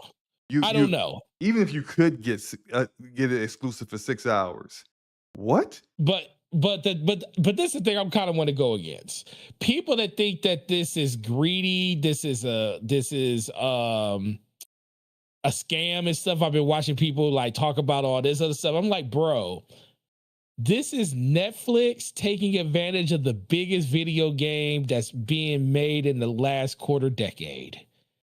If they want to put money up to have it exclusive to their platform for 6 hours, and let's just say it's just exclusive to their platform and there's no copying, it's going to be somewhere else. Bro, get a life. You can't wait 6 hours for something to pop up somewhere else.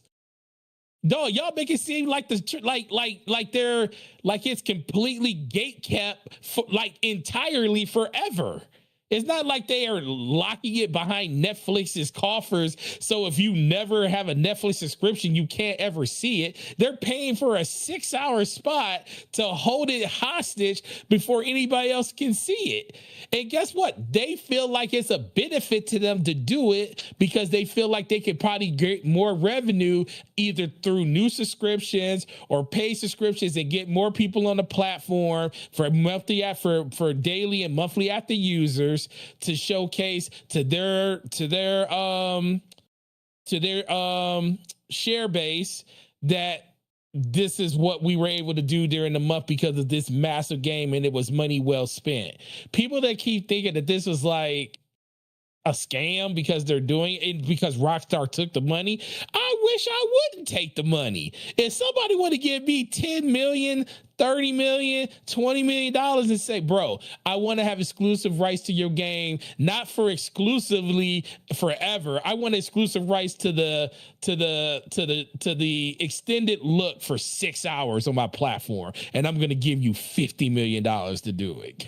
I wish I would fire the person that's in charge of marketing if he didn't take that deal. Yeah, of course you take the deal. I mean, yeah, Take Two is going to take the money because this is idiotic and it's stupid that anyone would spend any money on this. Yeah, but it's just the fact that people just think that it's something more than that. You're not subscribed to Netflix. This is just an extended look, not the game.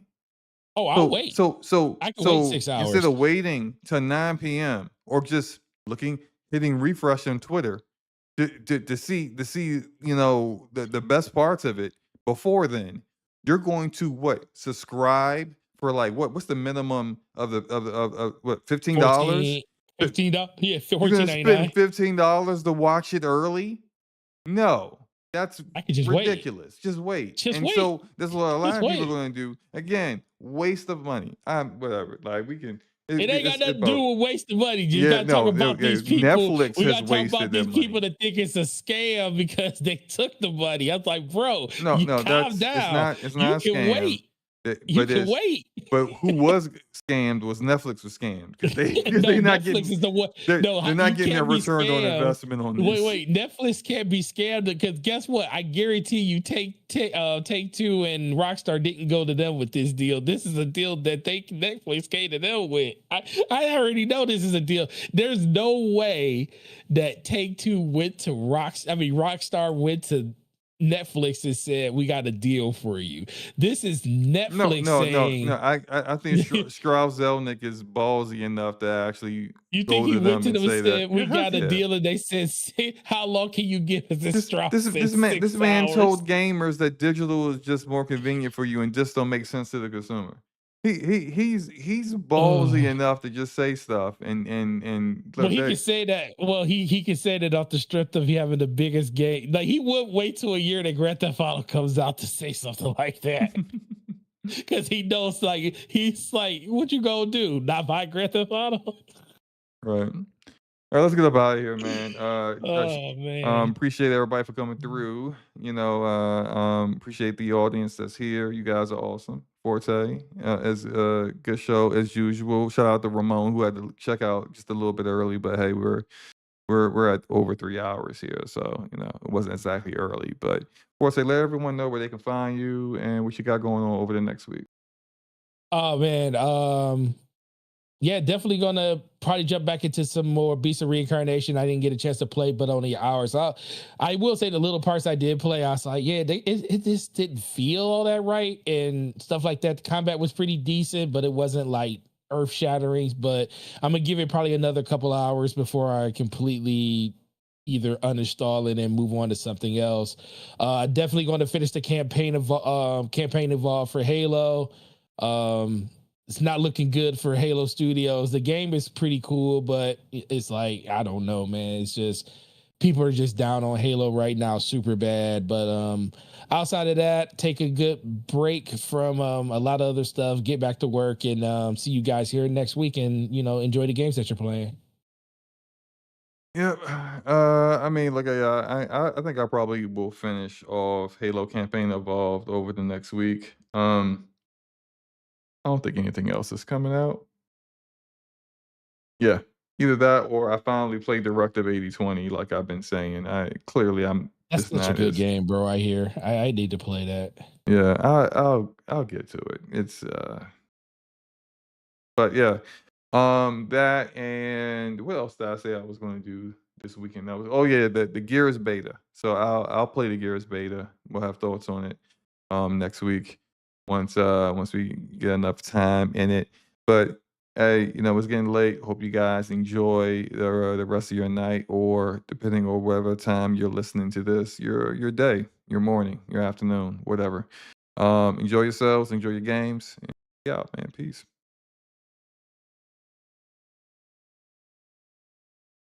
Peace.